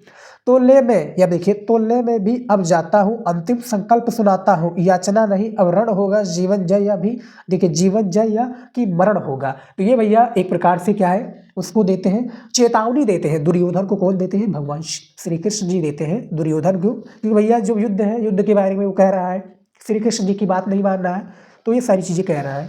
उसके बाद में देखिए इसमें तीसरी जो श्री कृष्ण जी के बारे में प्रशंसक है, तीसरा पॉइंट है गुणों के प्रशंसक। श्री कृष्ण अपने विरोधी के गुणों का भी आदर करते हुए कर्ण उनके विरुद्ध लड़ता है, परंतु श्री कृष्ण कर्ण का गुणवान करते नहीं थकते। अब देखिए इसमें लिखा है कि वीर सत, देखिए वीर सत बार धन्य तुझसा ना मित्र कोई अन्य। यानी भैया किसको कह रहे हैं, कर्ण को कह रहे हैं श्री कृष्ण जी ने, क्योंकि भैया दुर्योधन का साथ दे रहा है, वो अधर्म के प्रति साथ दे रहा है, लेकिन उसका साथ नहीं छोड़ रहा कर्ण। चौथा है महान कूटनीतिज्ञ। श्री कृष्ण महान कूटनीतिज्ञ है। पांडवों की विजय श्री कृष्ण की कूटनीति के कारण ही हुई। वे पांडवों की ओर से कूटनीतिज्ञ का कार्य कर्ण से कहा गया कि उनका कथन कुंती का तू ही तने श्रेष्ठ। देखिए भैया कूटनीतिज्ञ का भी ये बहुत बड़े एक प्रकार से व्याख्या है, या बहुत बड़े क्या है अनुयायी हैं श्री कृष्ण जी। किससे कहते हैं, कर्ण से कहते हैं। क्या कहते हैं, देखिए कर्ण से कथन कहा गया, उनका कथन है कि कुंती का तू ही तने श्रेष्ठ, बलशील में परम श्रेष्ठ, मस्तक पर मुकुट धरेंगे हम, देखिए धरेंगे हम, तेरा अभिषेक करेंगे हम। यानी श्री कृष्ण जो कहते हैं कि कुंती के तुम बड़े पुत्र हो, यानी पांडवों के बड़े भाई हो, तो उनके बारे में वो कहते हैं कि भैया आप चले आओ हमारे यहाँ पर और हमें आपका राजाभिषेक करूँगा और आपको एक क्या करूँगा भैया, मुकुट पहनाऊँगा और आपको राजा बनाऊंगा। तो वो भैया मना कर देते हैं, जो है कर्ण मना कर देते हैं। पांचवा है सीलवान व व्यवहारिक। श्री कृष्ण के सभी कार्य उनके सील के परिचायक हैं। देखिए उनके सील के क्या है, परिचायक हैं। साथ ही वे सांसारिक सिद्धि और सफलता के सभी सूत्रों से भी अवगत है। सांसारिक के सभी सफलता से क्या भी है, वो सूत्रों से भी अवगत है। देखिए अब ये कहानी का प्रमुख मोड़ आ चुका है। पात्र पूरा मैंने बता दिया आपको कि इस प्रकार इस खंडकाव्य में श्री कृष्ण को श्रेष्ठ कूटनीतिज्ञ किंतु महान लोको पाकारक के रूप में चित्रित करते कवि ने उनके पौराणिक चरित्र को युगानुरूप बनाकर प्रस्तुत है। तो ये 5 पॉइंट आप लिख दोगे जो रश्मरथी खंडकाव्य है श्री कृष्ण के चरित्र चित्रण में। क्योंकि भैया आप बनाकर भी लिख सकते हो, ये नहीं कि आप बुक वाला ही पूरा छाप दो, आप बुक वाला भी छाप सकते हो, लेकिन आपको नहीं आता आप बनाकर लिख सकते हो तो बहुत ही अच्छी बात है। आप बनाकर भी सारे प्रश्नों का उत्तर बहुत ही बेहतरीन तरीके से एग्जामिनर को समझा सकते हो। ठीक है स्टूडेंट, तो ये पूरा कहानी जो मैंने आप लोगों को बता दिया है, खंडकाव्य कहानी। 7 टॉपिक होते हैं क्लास 12 हिंदी में। मैं बात करूं खंडका वाले भाग में, तो ये खंडका वाले भाग में बता दिया। करते हैं सबसे पहले टॉपिक से संस्कृत गद्यांश। देखिए संस्कृत का गद्यांश पेपर में काफी इंपॉर्टेंट होता है और ये 7 मार्क्स का यानी 7 नंबर का आपका बोर्ड एग्जाम में होता है संस्कृत का गद्यांश। एक इसका क्या करना होता है, हिंदी में इसका अनुवाद करना होता है। ये संस्कृत में दिया, इसका हिंदी में मीनिंग आपको अनुवाद करके लिखना है। उसके लिए एग्जामिनर आपको 5 नंबर और 2 नंबर दिया जाता है आपको संदर्भ लिखने के लिए। इसका संदर्भ काफी इंपॉर्टेंट होता है, तो वो आप लोगों को लिखना है। संदर्भ में ये होता है कि इस पाठ का क्या नाम है, यानी जिससे आप ये संस्कृत का गद्यांश लिए हुए हैं। ठीक है, 2 आपके संस्कृत के गद्यांश पेपर में दिए होते हैं। फिलहाल मैं आप लोगों को सॉल्व करना तरीका बताऊंगा कि संस्कृत का गद्यांश कैसे आप लोग सॉल्व करोगे। बहुत ही बेहतरीन तरीका है। देखिए सबसे पहले क्या करना है, आप लोगों को इसको पढ़ लेना है। देखिए याज्ञवल्क्य उवाच, यानी याज्ञवल्क्य बोले, ना वा अरे मैत्री यहाँ पे देखिए पत्यु कमाए पति, यानी पति की इच्छा पूर्ति के लिए प्रिय भवती, यानी नारी, यहाँ पे देखिए नारी को आत्मनस्तु वे कामाए पति, यानी पति प्रिय नहीं होता, यानी क्या है, आत्मनस्तु वे कामाए पति, यानी इच्छा पूर्ति के लिए पति प्रिय नहीं होता। आत्म, यहाँ पे देखिए क्या लिखा हुआ है, और कि आत्मनस्तु वे कामाए पति, यानी अपनी ही इच्छा पूर्ति के लिए पति प्रिय भवति, प्रिय होता है। ठीक है, प्रिय होता है। तो मैं पूरा आपको हिंदी में मीनिंग भी बता दूंगा, ऐसे ही हिंदी में मीनिंग आपको अनुवाद में लिखना होगा। ठीक है, अनुवाद भी मैं आपको कर का पूरा बताऊंगा, पूरा जानकारी में दूंगा। नावा अरे जकाया, यानी यहाँ पे देखिए अपने स्वार्थ से ही वो पति को चाहती अथवा प्रेम करती, यहाँ पे देखिए जाए प्रिय भवती, चाहती और प्रेम करती है। ठीक है, इस तरीके से पूरा आपका हिंदी में मीनिंग रहेगा, मैं आप लोगों को बता दिया हूँ। आगे मैं आपको अनुवाद में सारी चीज़ें समझा दूंगा। अब यहाँ पर देखिए संस्कृत का गद्यांश से पेपर में, जैसे मैंने बताया शुरू में कि 2 आपके संस्कृत के गद्यांश होंगे, 7 नंबर का होगा, काफ़ी इंपॉर्टेंट होता है, हर साल आपके पेपर में आता है। तो आपको कैसे हल करना है बोर्ड एग्जाम में, ये तरीका जान लीजिए। देखिए सबसे पहले क्या करना है, 2 संस्कृत का गद्यांश है तो हमें संकेत लिखना होगा। ठीक है, एग्जामिनर को बताने के लिए सर जी कि मैंने ये वाला गद्यांश को, संस्कृत के गद्यांश को हल किया है। तो संकेत में बेसिकली होता क्या है स्टूडेंट, मैं आपको बता दूं, संस्कृत जो है संकेत में ये होता है कि आप जो गद्यांश को सॉल्व कर रहे हो उसका आगे का नाम, जैसे याज्ञवल्क उवाच, तो हम यहाँ पर लिख देंगे इस तरीके से, ये देखिए याज्ञ, ठीक है, याज्ञवल्क उवाच। उसके बाद में ऐसे डॉट डॉट कर देंगे, लास्ट का जो 2 लाइनें, जैसे प्रिय भवती, तो हम यहाँ पर लिख देंगे प्रिय भवती।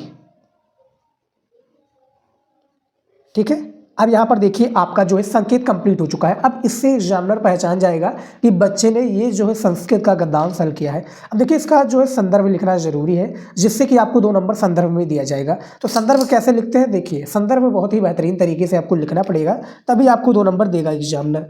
तो यहाँ पर हम लिखेंगे संदर्भ।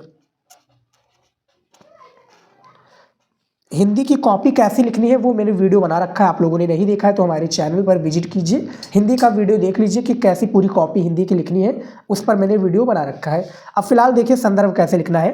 तो गद्यांश का, संस्कृत का गद्यांश का अलग तरीका होता है, श्लोक का अलग तरीका होता है, तो दोनों का मैं बताऊँगा। फिलहाल संदर्भ का देखिए, इसका यानी संस्कृत के गद्यांश का कि प्रस्तुत गद्यांश, पेन चेंज कर लेता हूँ, ये देखिए प्रस्तुत गद्यांश हमारी, यहाँ पे देखिए प्रस्तुत गद्यांश हमारी, ठीक है, प्रस्तुत गद्यांश हमारी पाठ्य पुस्तक के, पाठ्य पुस्तक के, बैकग्राउंड में आपको म्यूजिक वगैरह और आवाज़ सुनाई दे रही होगी तो उसके लिए मैं माफ़ी चाहूँगा, प्लीज़ उसको इग्नोर कर लीजिएगा। प्रस्तुत गद्यांश हमारी पाठ्य पुस्तक के, अब यहाँ पर देखिए काले पेन का प्रयोग करना है, संस्कृत भाग, क्योंकि संस्कृत से लिया है ना भैया, तो संस्कृत भाग इस तरीके से आपको लिख देना है के। अब यहाँ पर चैप्टर का नाम आएगा, के बाद में चैप्टर का क्या नाम है, ये जिस चैप्टर से आपका संस्कृत का गद्यांश लिया गया है, आत्मज्ञ एवं सर्वज्ञ। क्या लिखा है, आत्मज्ञ एवं सर्वज्ञ। ठीक है, आत्मज्ञ एवं सर्वज्ञ पाठ से उद्धृत है, पाठ से उद्धृत है। ठीक है, ठीक है, तो ये आपका संदर्भ हो गया कि प्रस्तुत गद्यांश हमारी पाठ्य पुस्तक के संस्कृत भाग के आत्मज्ञ एवं सर्वज्ञ पाठ से उद्धृत है। देखिए संस्कृत का आपका गद्यांश है तो ऐसे संदर्भ लिखना है। अब यहाँ पर देखिए चैप्टर का नाम आपको मैंने बता दिया कि आत्मज्ञ एवं सर्वज्ञ, यहाँ पर कोई और चैप्टर होगा तो चैप्टर का नाम वहीं पर चेंज कर दीजिए, बाकी का सेम टू सेम वही रहेगा। ठीक है, इसमें सिर्फ पाठ का नाम लिखना होता है और कुछ नहीं करना होता है। तो ये पूरा संस्कृत का गद्यांश मैंने बता दिया। अब इसका पूरा हिंदी में मीनिंग निकालना है, ट्रांसलेशन करना है संस्कृत से हिंदी में। तो कैसे करेंगे, देखिए अनुवाद को से करेंगे पेपर में। अनुवाद में पहले से करके लेकर आया हूं स्टूडेंट, ये देखिए अनुवाद में कि याज्ञवल्क बोले, अरे मैत्री पति की इच्छा पूर्ति के लिए, मैं सबसे पहले थोड़ा ये देखिए ये पूरा संस्कृत में इसी का पूरा मीनिंग हिंदी में ट्रांसलेट किया गया है कि याज्ञवल्क्य बोले, अरे मैत्री, पति की इच्छा पूर्ति के लिए ब्रैकेट में कि नारी को फिर पति प्रिय नहीं होता, अपनी ही इच्छा पूर्ति के लिए पति प्रिय होता है, अपने स्वार्थ से ही वो पति को चाहती अथवा प्रेम करती है। अरे अरे ना ही पत्नी की इच्छा पूर्ति के लिए पति को पत्नी प्रिय होती है, वरन अपनी इच्छा पूर्ति के लिए पत्नी प्रिय होती है। ना ही अरे पुत्र या धन की कामना से पुत्र या धन प्रिय होता है, वरन अपनी ही कामना पूर्ति के लिए पुत्र या धन प्रिय होता है। ना ही सभी की कामना से सब प्रिय होते हैं, वरन अपनी ही कामना की पूर्ति के लिए सब प्रिय होते हैं। तो ये अब बताया गया है अनुवाद में। ऐसे ही आप लोगों को बोर्ड एग्जाम में अनुवाद करना पड़ेगा, तब जाकर आपको 5 नंबर संस्कृत के गद्यांश में देखने को मिलेगा। अब मैं आप लोगों को बता दूं कि कौन कौन से चैप्टर के जो है संस्कृत के गद्यांश पेपर में आता है। तो एक तो चैप्टर ये हो गया आपका आत्मज्ञ और सर्वज्ञ, दूसरा आपका संस्कृत भाषायाम महत्वम, कौन है, संस्कृत भाषायाम महत्वम। तीसरा चैप्टर आप लोग याद रखिएगा महामना मालवीय का, ठीक है, महामना मालवीय यानी मदन मोहन मालवीय जी का, ठीक है। इस चैप्टर के काफ़ी यानी आप 5 संस्कृत के गद्यांश पढ़ लोगे तो काफ़ी रहेगा स्टूडेंट आपको 7 नंबर दिलाने में, ठीक है। बस आप लोगों को देखिए, सबसे बड़ा जो आप लोगों को प्रॉब्लम होगा या प्रॉब्लम फेस करना पड़ेगा, जो पढ़े रहेंगे तो वो अनुवाद कर देंगे, लेकिन जो नहीं पढ़े रहेंगे वो अनुवाद करने में थोड़ा हिचकिचाएंगे, लेकिन आपको छोड़ना नहीं है, सारी चीज़ें करनी है। तो ऐसा ही संस्कृत का गद्यांश आप लोगों को सॉल्व करना है। संस्कृत का श्लोक आ चुका है, 7 नंबर का आपका ये पेपर में होता है, यानी इसी तरीके से जो संस्कृत का गद्यांश है सेम इसी तरीके से ये भी होता है। 7 नंबर का ये भी पूछा जाता है। 2 नंबर आप लोगों को यहाँ पर संदर्भ के लिए दिया जाएगा, 5 नंबर इसका अनुवाद करने के लिए। अनुवाद जब आप करोगे तो इसका बहुत छोटे में होगा, क्योंकि ये जो आपका श्लोक दिया हुआ है ये ही बहुत छोटे में दिया हुआ है, ठीक है, लेकिन इसका अर्थ बहुत बड़े में निकलता है। श्लोक आपको इसका अलग तरीके से लिखना पड़ेगा, कैसे लिखना है वो मैं आपको बता देता हूँ, और आगे आपको बताऊंगा कि किस किस चैप्टर के श्लोक आपके पेपर में सबसे ज़्यादा पूछे जाते हैं, ठीक है। तो चलिए देखते हैं। देखिए, अत्यंत सुख सहचारा माध्यन स्पर्श, यानी हेमंत ऋतु, यानी हेमंत ऋतु के बारे में आपका ये बात है कि दिन सुख पूर्वक इधर आने जाने का योग्य है। तो ये पूरा आपका दिया हुआ है कि अत्यंत सुख सहचारा माध्याय स्पर्श सुखा दिवसा शुभ गादित्या छाया सलिल, यहाँ देखिए सलिल दुर्भगा, ये पूरा आपका दिया है श्लोक, ठीक है। श्लोक या संस्कृत का पदांश आप इसको कह सकते हो। अब इसको कैसे हल करना है पेपर में ये आप जान लो। देखिए, संकेत लिखना जरूरी है, इससे कि ये होता है कि पेपर में आपका 2 श्लोक पूछा जाता है, गद्यांश की तरह ये भी होता है। तो संकेत आपको यहाँ पर लिखना है इस तरीके से, ठीक है। जैसा कि मैंने बताया, संकेत में ये बताना होता है कि एग्जामिनर को आप बता रहे हो कि सर मैं ये श्लोक को सॉल्व करने वाला हूँ, तो यहाँ पर हम लिख देंगे आगे का एक वर्ड या एक शब्द लिख देंगे अत्यंत सुख, ठीक है, इस तरीके से लिख दिया अत्यंत सुख। उसके बाद में से डॉट डॉट कर देंगे बीच में, फिर बाद जो लास्ट का वर्ड है ये लिख देंगे हम छाया सलिल दुर्भगा, ये लिखा हुआ है ना। हाँ, अब एग्जामिनर पहचान जाएगा कि बच्चे ने ये किया हुआ है, ठीक है, ये जो है इस श्लोक को सॉल्व किया है। अब यहाँ पर हम लिख देंगे संदर्भ। संदर्भ में यही बताना होता है कि पाठ का क्या नाम है, बस, और कुछ नहीं करना होता है। संदर्भ देखिए कैसे लिखेंगे,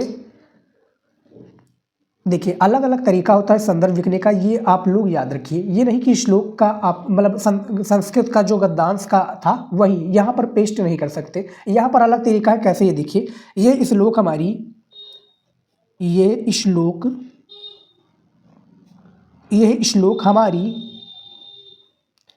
पाठ्य पुस्तक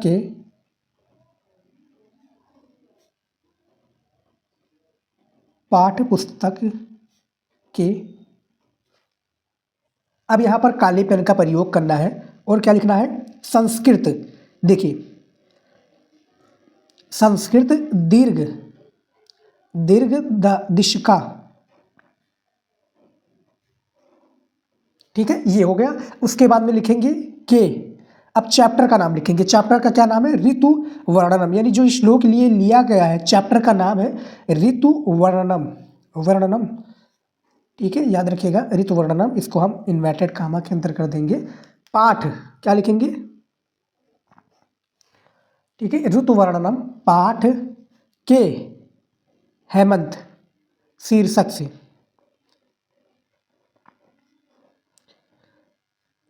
ऋतु वर्णनम पाठ के हेमंत शीर्षक से अवतरित है। शीर्षक से अवतरित। ठीक है, अब ये संदर्भ हो गया श्लोक का कि ये श्लोक हमारी पाठ्य पुस्तक के संस्कृत दीर्घशिखा के ऋतु वर्णनम पाठ के हेमंत शीर्षक से अवतरित है। अब यहाँ पर आपको 2 नंबर मिल जाएगा। ठीक है, अब देखिए इसका अनुवाद करना है। ये जो आपका श्लोक है इसका अनुवाद कैसे करेंगे, ये देखिए मैंने ऑलरेडी अनुवाद करके लेकर आया हूँ स्टूडेंट, ताकि आपको ज़्यादा इंतजार ना करना पड़े।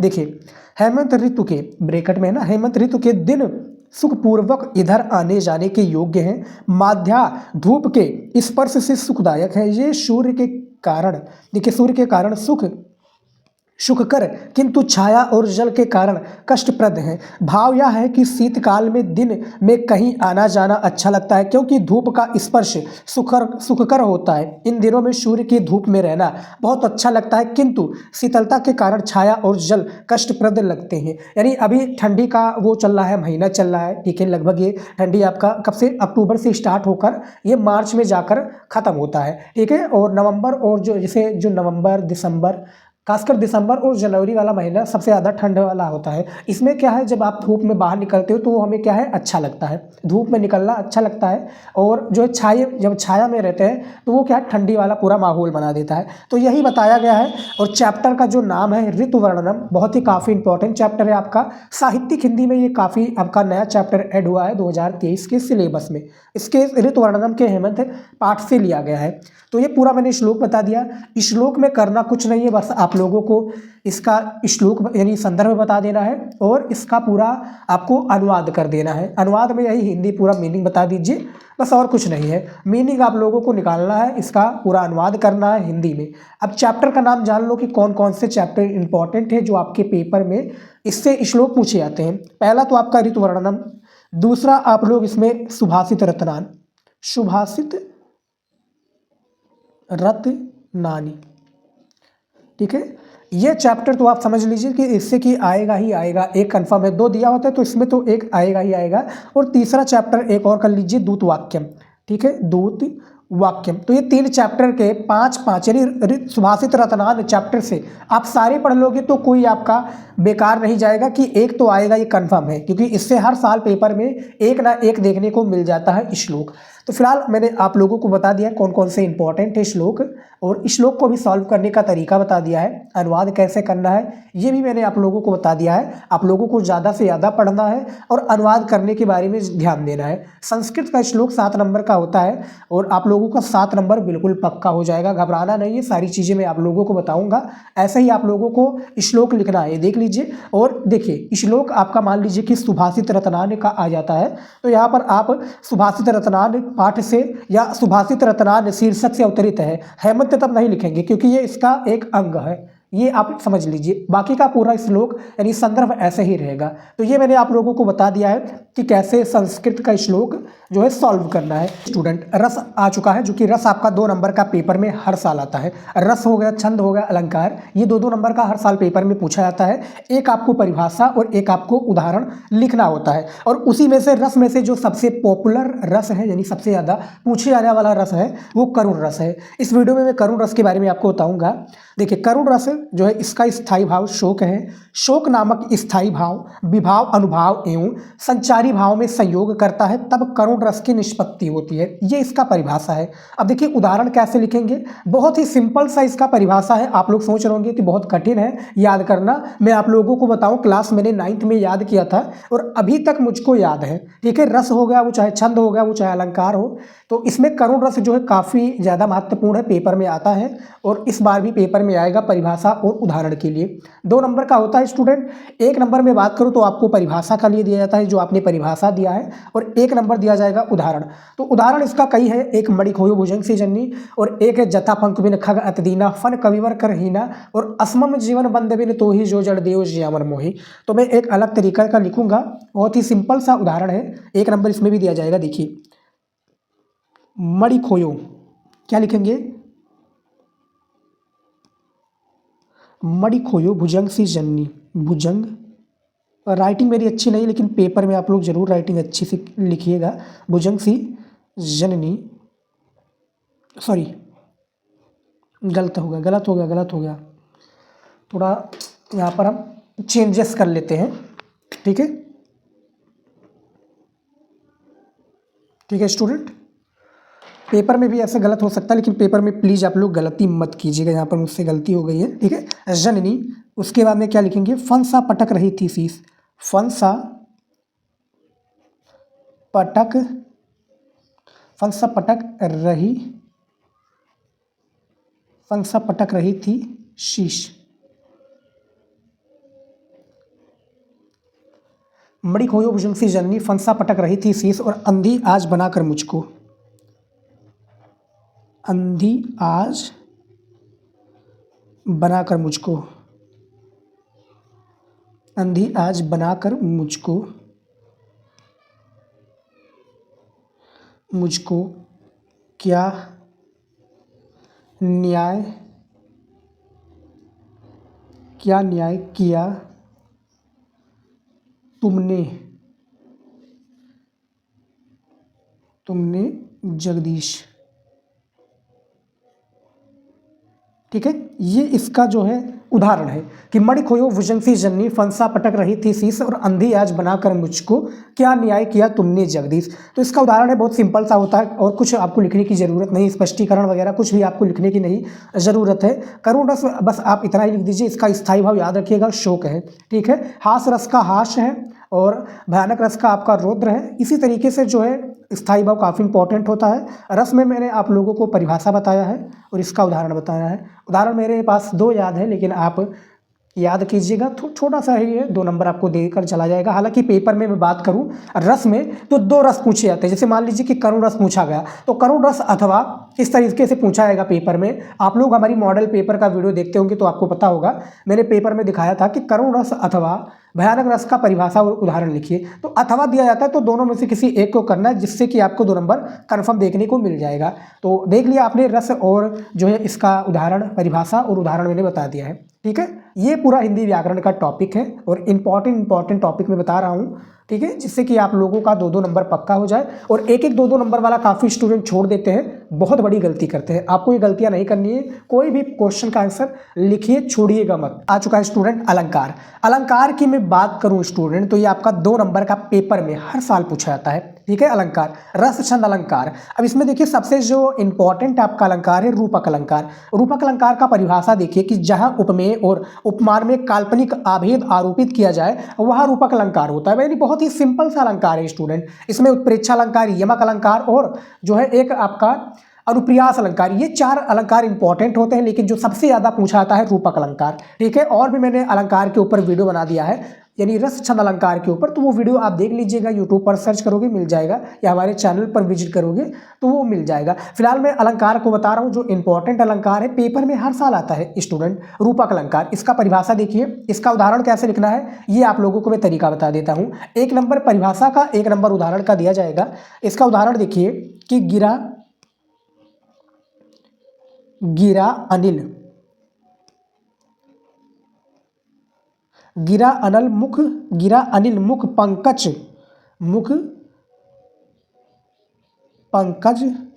रोकी।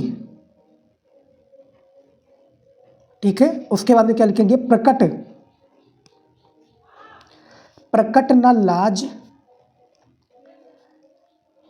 न लाज निशा अवलोकी, प्रकट न लाज निशा अवलोकी।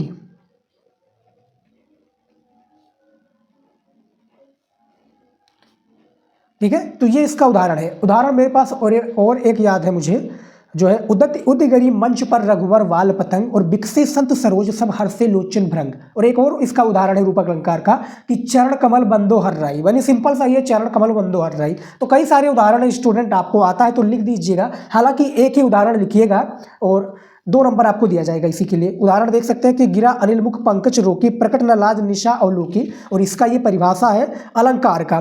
ठीक है, अलंकार का आपने परिभाषा देख लिया और इसका उदाहरण देख लिया।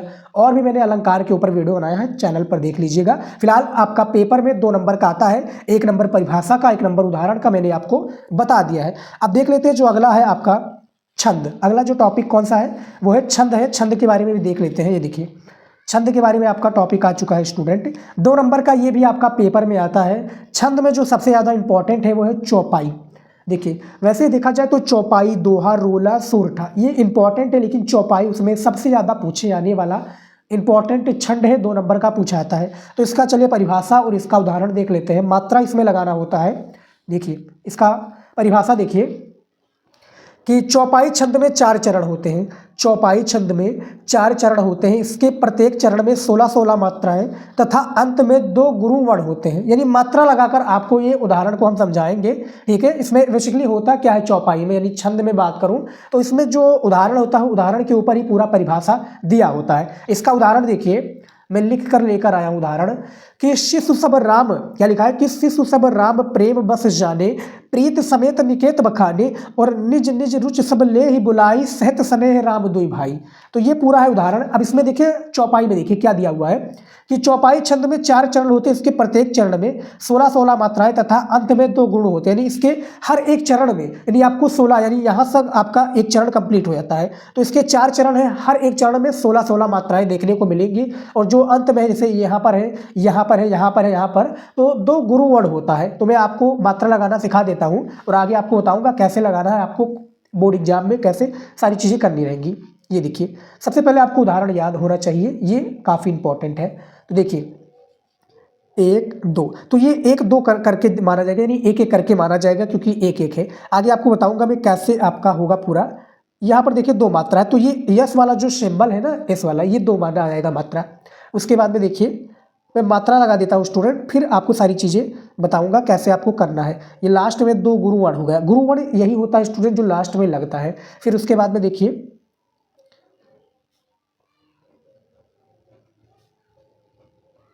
ये देखिए पूरा मात्रा मैं आपको लगाकर दिखा देता हूँ और ऐसे ही आप लोगों को पेपर में मात्रा लगाना रहेगा। और आगे मैं आपको समझाऊंगा, ये सारी चीज़ें अच्छे से समझाऊंगा ताकि आपको क्लियर समझ में आए। ये मात्रा लगाना होता है।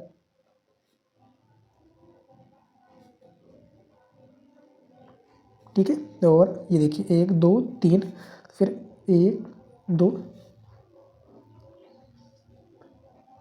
और लास्ट में 2 गुरुवर्ण। अब यहाँ पर देखिए 16-16 मात्राएं देखते हैं कि है नहीं। ये देखिए 2 है, 2 2 4 5 6 7 8 9 10 11 12 13 14 15 16। इसमें देखिए 16 मात्राएं कंप्लीट है। ठीक है, उसके बाद में यहाँ से देख लेते हैं 16 मात्राएं हैं। 2 3 4 5 6 7 8 9 10 11 12। ठीक है, 12 2 14 2 16। यहाँ पर भी 16 मात्राएं कंप्लीट है। उसके बाद में देखिए इसमें 16 मात्राएं हैं कि नहीं।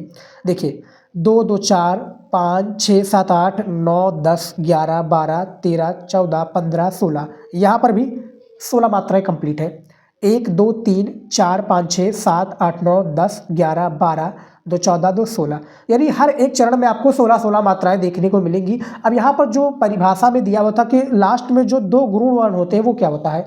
ये देखिए 2 गुरु वर्ण हर एक चरण में देखने को मिलता है ना, इसी को 2 गुरु वर्ण कहते हैं। ये देखिए, ठीक है, जो एस वाला सिंबल है इसी को 2 गुरु वर्ण कहते हैं। तो जो परिभाषा होता है छंद में स्टूडेंट, वो किसके ऊपर बेस्ड होता है, वो आपके जो है परिभाषा उदाहरण के ऊपर बेस्ड होता है। तो ये छंद मैंने आप लोगों को बता दिया है, चौपाई छंद, जो कि 2 नंबर का आपका पेपर में आता है। उदाहरण भी मैंने बता दिया कि शिशु सब राम प्रेम बस जाने, प्रीत समेत निकेत बखाने, और निज निज रुचि सब ले ही बुलाई, सहित स्नेह राम दुई भाई। तो ये पूरा आपको उदाहरण मात्रा के साथ में बता दिया है। देखिए स्टूडेंट में बात करूं तो यहाँ पर मैं निबंध लेकर आया हूं जो कि सबसे ज़्यादा पूछे जाने वाला निबंध है, जनसंख्या वृद्धि की समस्या और उसके समाधान के ऊपर। यानी जनसंख्या वृद्धि की समस्या क्या है और उसका समाधान के ऊपर मैं निबंध लेकर आया हूं। आपके पेपर में 9 नंबर का ये निबंध पूछा जाता है, हर साल पूछा जाता है पेपर में, और ये निबंध जो है इस बार के पेपर के बोर्ड एग्जाम में देखने को मिल जाएगा। तो इसमें देखिए निबंध कैसे लिखते हैं, ये तरीका आप इस वीडियो में जानोगे, और इसमें निबंध कैसे आप लोगों को लिखना रहेगा, यानी कितने शब्दों में लिखना है, ये भी आपको तरीका मिल जाएगा। बुक और क्वेश्चन बैंक में बहुत बड़े में होता है, इतना आपको नहीं लिखना होता है। तो देखिए इसमें प्रमुख विचार बिंदु है, यानी कौन कौन से आप हेडिंग इसमें यानी निबंध में बताने वाले हो। पहला है प्रस्तावना, दूसरा है जनसंख्या वृद्धि में उत्पन्न समस्याएं, तीसरा है जनसंख्या वृद्धि की कारण, और चौथा है जनसंख्या वृद्धि को नियंत्रित करने का उपाय, और 5वां में उपसंहार, यानी निष्कर्ष क्या है, पूरे का कंक्लूजन क्या है, ये बताना होता है। तो इसका प्रस्तावना देखते हैं। देखिए प्रस्तावना क्या है जनसंख्या वृद्धि का, कि जनसंख्या वृद्धि की समस्या भारत के सामने विकराल रूप धारण करती जा रही है। भारत 1930 से 31 ईस्वी में अविभाजित भारत की जनसंख्या 20 करोड़ थी, जो अब केवल भारत में 139 करोड़ से ऊपर पहुंच चुकी है। यानी यहाँ पर देखिए 139 करोड़ से क्या पहुंच चुकी है, ऊपर पहुंच चुकी है। वर्तमान की बात की जाए तो 146 करोड़ से अधिक है, पहुंच चुकी है। जनसंख्या की इस अनियंत्रित वृद्धि के साथ दो समस्याएं मुख्य रूप से जुड़ी हुई है। पहला है सीमित भूमि तथा दूसरा है सीमित आर्थिक संसाधन। यानी सीमित भूमि का अर्थ है यानी जमीन का कम होना, और सीमित आर्थिक संसाधन यानी जो है व्यवसाय का अधिक ना होना। ठीक है, अनेक अन्य समस्याएं भी इसी समस्या से अविच्छिन्न रूप से जुड़ी है, जैसे समस्त नागरिकों की शिक्षा, स्वच्छता, चिकित्सा एवं अच्छा वातावरण उपलब्ध कराने की समस्या। ये दशा लज्जा का विषय बन चुकी है स्टूडेंट। यानी ये जो समस्या है प्रस्तावना में बताया गया है, ठीक है, और ये समस्याएं काफ़ी ज़्यादा इंपॉर्टेंट है, और ये जो दशा है, ये दशा जो है लज्जा का विषय बन चुकी है, जो जनसंख्या की दशा है। ठीक है, तो प्रस्तावना में मैंने आप लोगों को बता दिया है। बैकग्राउंड में आप लोगों को स्टूडेंट म्यूजिक वगैरह सुनने को मिल रहा होगा। ठीक है, तो म्यूजिक आप बाद में सुन लीजिएगा, फिलहाल आप पढ़ाई पर ध्यान दीजिए, क्योंकि बैकग्राउंड में बहुत सारे यानी मैं चाह कर भी नहीं उसको करवा सकता, रोक नहीं लगवा सकता, क्योंकि भैया भागवत पुराण का कथा चल रहा है, वहाँ पर गाना वगैरह चला रहे हैं, तो उसको प्लीज़ आप इग्नोर कीजिएगा। तो प्रस्तावना मैंने बता दिया फिलहाल। अब देखिए अगला जो इसमें हेडिंग है, जनसंख्या वृद्धि की उत्पन्न समस्याएं क्या है, तो वो देख लेते हैं। देखिए दूसरा है जनसंख्या वृद्धि में उत्पन्न समस्याएं। बिनोवा जी ने कहा था, यानी बिनोवा जी ने क्या कहा था, कि जो बच्चा एक मुंह लेकर पैदा होता है वो 2 हाथ लेकर आता है। आशा यह है कि, देखिए क्या है, आशा यह है कि 2 हाथों से पुरुषार्थ करके व्यक्ति अपना एक मुंह तो भर ही सकता है, पर यह बात देश के औद्योगिक विकास से जुड़ी है। भारत का क्षेत्रफल विश्व का कुल 2.4% ही है, जबकि यहाँ की जनसंख्या विश्व की जनसंख्या की लगभग 17% है। अतः कृषि के लिए भूमि का अभाव हो गया है। इसके परिणाम स्वरूप भारत तेजी से औद्योगिक उन्नति कर रहा है और अपने देश में तैयार माल को दूसरे देशों के बाजारों में यहाँ पर देखिए खपाना चाहता है। तो ये पूरा चीज़ है जो कि जनसंख्या वृद्धि की उत्पन्न समस्याओं को बताया जा रहा है इसमें। और भारत में यानी पूरी दुनिया में बात की जाए तो सबसे अधिक जो जनसंख्या है वो भारत के पास है। पहले चीन के पास ये लीड थी, लेकिन अब ये लीड इंडिया यानी भारत के पास हो चुकी है। दूसरे नंबर पर चीन आ गया, जो कि विश्व में सबसे अधिक जनसंख्या वाला देश है। तो जनसंख्या वृद्धि की उत्पन्न समस्याएं बता दिया है मैंने। अब अगला देखिए, जनसंख्या वृद्धि के कारण क्या है। देखिए प्राचीन भारत में जो जनसंख्या वृद्धि का मेन कारण क्या है, ये आप देखिए कि प्राचीन भारत में आश्रम व्यवस्था द्वारा मनुष्य के व्यक्तिगत एवं सामाजिक जीवन को नियंत्रित कर व्यवस्थित किया गया था। आश्रम व्यवस्था को नष्ट हो जाने के कारण लोग युवा अवस्था से लेकर, यहाँ पर देखिए लोग क्या है, ये देखिए लोग युवा अवस्था से लेकर मृत्यु पर्यंत गृहस्थ ही बने रहते हैं। दूसरे हिंदू धर्म में पुत्र प्राप्ति को मोक्ष या मुक्ति में सहायक माना गया है। देखिए माना गया है, इसीलिए पुत्र ना होने पर यहाँ पे देखिए संतानोत्पत्ति का क्रम जारी रहता है तथा अनेक पुत्रियों का जन्म हो जाता है। इसके अतिरिक्त बाल विवाह, गर्म जलवायु, रूढ़िवादिता, चिकित्सा सुविधाओं के कारण मृत्यु दर में कमी आदि भी जनसंख्या वृद्धि की समस्या को विस्फोटक बनाने में सहायक हुई है। यानी कहा गया इसमें जनसंख्या वृद्धि में कि जनसंख्या वृद्धि में सबसे बड़ा जो कारण था वो आश्रम व्यवस्था का नष्ट हो जाना, ठीक है, और जो है पुत्र की लालसा होने के कारण जो है यानी स्त्रियां होती जाती है और पुत्र का लालसा यानी पुत्रियां होती जाती हैं और पुत्र की लालसा में अनेक स्त्रियों को जन्म देते हैं। तो ये सारी चीज़ें इसमें बताई गई जो कि इसका मेन कारण है जनसंख्या वृद्धि का। अब देखिए जनसंख्या वृद्धि को नियंत्रित करने का उपाय क्या है, क्योंकि उपाय सबसे ज़्यादा इंपॉर्टेंट है। कोई भी प्रॉब्लम है उसका सोल्यूशन आपको मिलेगा, उसी प्रकार से जनसंख्या वृद्धि को नियंत्रित करने का जो है उपाय भी बताया गया है। ये उपाय क्या है, देखिए जनसंख्या वृद्धि को नियंत्रित करने का सबसे स्वाभाविक और यहाँ पर देखिए कारगर उपाय तो संयम है। यानी स्वाभाविक और कारगर जो उपाय तो है वो क्या है, संयम है, ब्रह्मचर्य ही है। इससे नर नारी समाज और देश सभी का कल्याण है। इसमें सभी क्या है स्टूडेंट, कल्याण है, यानी नर नारी समाज और देश सभी का कल्याण है। जनसंख्या वृद्धि को नियंत्रित करने के लिए लड़के लड़कियों की विवाह योग्य आयु बढ़ाना भी उपयोगी रहेगा। साथ ही समाज में पुत्र और पुत्री के सामाजिक भेदभाव को कम करना होगा। पुत्र प्राप्ति के लिए संतानोत्पत्ति का क्रम बनाए रखने की अपेक्षा छोटे परिवार को ही सुखी जीवन का आधार सुखी जीवन का आधार बनाया जाना चाहिए। यहाँ पे देखिए सुखी जीवन का आधार बनाया जाना चाहिए तथा सरकार की ओर से यहाँ पे देखिए संताति निरोध का कड़ाई से पालन करना चाहिए। यानी भैया सरकार के द्वारा इस पर रोक लगाना चाहिए कम एज में शादी, और जो भैया संतान को बढ़ाने का भैया जो एक प्रकार से संतान को बढ़ाने का जो उत्पत्ति एक लालसा होता है, उसमें पुत्रियों के जन्म दिया जाता है बार बार, मतलब स्त्रियों का अधिक जन्म हो जाता है उसमें पुत्र की प्राप्ति की लालसा के लिए। तो इस पर सरकार के द्वारा इसका निरोध किया जाए, ठीक है, इसका कड़ी से कड़ी पालन किया जाए और कड़ी से कड़ी एक प्रकार से पालन के लिए एक नियम बनाया जाए सरकार के द्वारा। तो ये इसके पूरा कंक्लूजन बताया गया है। आप पूरा देख लीजिए। इसका उपसंहार क्या है, देखिए, जनसंख्या वृद्धि को नियंत्रित करने का वास्तविक स्थायी उपाय तो सरल और सात्विक जीवन पद्धति अपनाने में ही निहित है, जिसे प्रोत्साहित करने के लिए सरकार को, देखिए, सरकार को ग्रामों के आर्थिक विकास पर विशेष ध्यान देना चाहिए। आज के युग की सर्वाधिक जोरदार मांग है जिसकी उपेक्षा, क्या है, आज के युग की सर्वाधिक जोरदार मांग है जिसकी उपेक्षा आत्मघाती होगी। जिसकी उपेक्षा क्या होगी स्टूडेंट, आत्मघाती होगी। ये बताया गया आपके उपसंहार में। तो पूरा जो जनसंख्या वृद्धि का आपका पूरा जो निबंध था वो मैंने बता दिया। जनसंख्या वृद्धि को नियंत्रित करने का उपाय, इसका जनसंख्या वृद्धि का कारण, जनसंख्या वृद्धि की उत्पन्न समस्याएं और प्रस्तावना। काफ़ी इंपॉर्टेंट आपका ये निबंध है स्टूडेंट। आप लोगों ने वीडियो रोक कर लिखा भी है तो बहुत अच्छी बात है, नहीं लिखा है तो लिख लीजिएगा स्टूडेंट, क्योंकि क्वेश्चन बैंक और बुक में देखा जाए तो बहुत बड़े में है। और ये निबंध आपका इस बार कन्फर्म समझिए कि आएगा ही, 9 नंबर आप लोगों को पेपर में दिला कर जाएगा। संधि पूछा गया है, संधि जो कि 3 नंबर का आता है और मैं इस वीडियो में आपको 3 इंपॉर्टेंट संधि बताऊंगा, ठीक है। और क्वेश्चन बैंक और बुक में तो होता ही है, आप लोग तैयार कर लीजिएगा। देखिए, सबसे पहला जो आपका संधि पूछा गया है कि साइनम का संधि विच्छेद होगा। जो साइनम है इसका संधि विच्छेद क्या होगा ये आपको बताना है। 4 आपको विकल्प देखने को मिल रहा होगा, इनमें से एक विकल्प जो है इसका सही उत्तर है। तो जो साइनम का संधि विच्छेद होगा वो कौन सा हो जाएगा आपका, इनमें से का वाला हो जाएगा, यानी से प्लस अनम हो जाएगा साइनम का सही संधि विच्छेद। 1 नंबर आप लोगों को मिल जाएगा। दूसरा है पुत्रस प्लस षष्ठ की संधि है। तो पुत्रस प्लस षष्ठ की जो संधि है वो कौन सी संधि हो जाएगी, इन चारों में से आपको बताना है। जब आप पढ़े रहोगे तभी आप बता पाओगे। और पेपर में आता है 3 नंबर आपको देकर जाता है, 1-1, 2-2 नंबर वाला छोड़ना नहीं है, बस आप इतना याद रखिएगा। तो दूसरे का आपका घा हो जाएगा, देखिए, पुत्र षष्ठ, यहाँ पे देखिए पुत्र षष्ठ जो है पुत्रस प्लस षष्ठ का संधि विच्छेद हो जाएगा, ये देखिए, ठीक है, संधि हो जाएगा।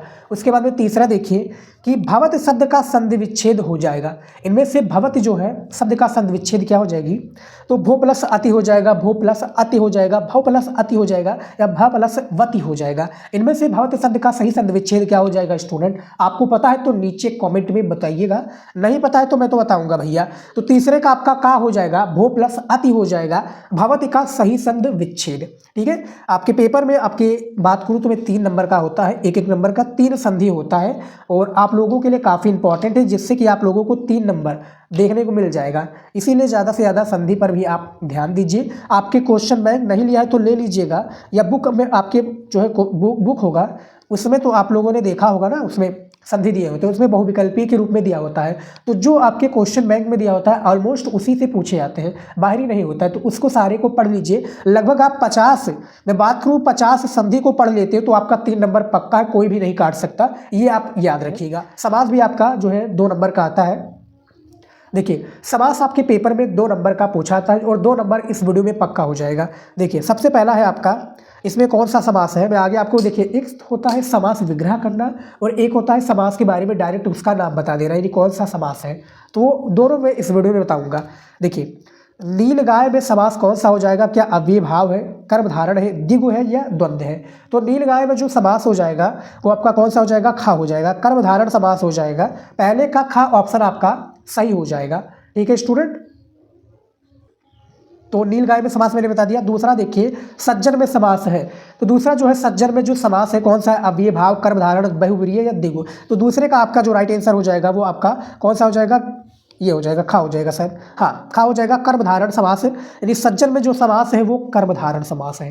तो ये मैंने बता दिया। तो 2 समास मैंने बहुविकल्पीय के रूप में बताया है और 3 समास में आपको बताऊंगा समास विग्रह करने के लिए। पेपर में आपका आपका जो है 2 नंबर का होता है हालांकि समास है, और करने को क्या आता है, यहाँ पर समस्त पद है। अब यहाँ पर मैं आपको दिखा देता हूँ समास विग्रह, समास विग्रह, ठीक है। यहाँ पर होगा समास नाम, समास नाम, ठीक है। अब देखिए जैसे कि आपका कौन सा है, पहला है कि विद्याधनम, ये समस्त पद है और इसी का समास विग्रह करके समास का नाम लिखना, 2 नंबर दिया जाएगा। पेपर में 3 दिया जाता है, आपको एक ही करना होता है। तो विद्या प्लस धनम, तो विद्या एवं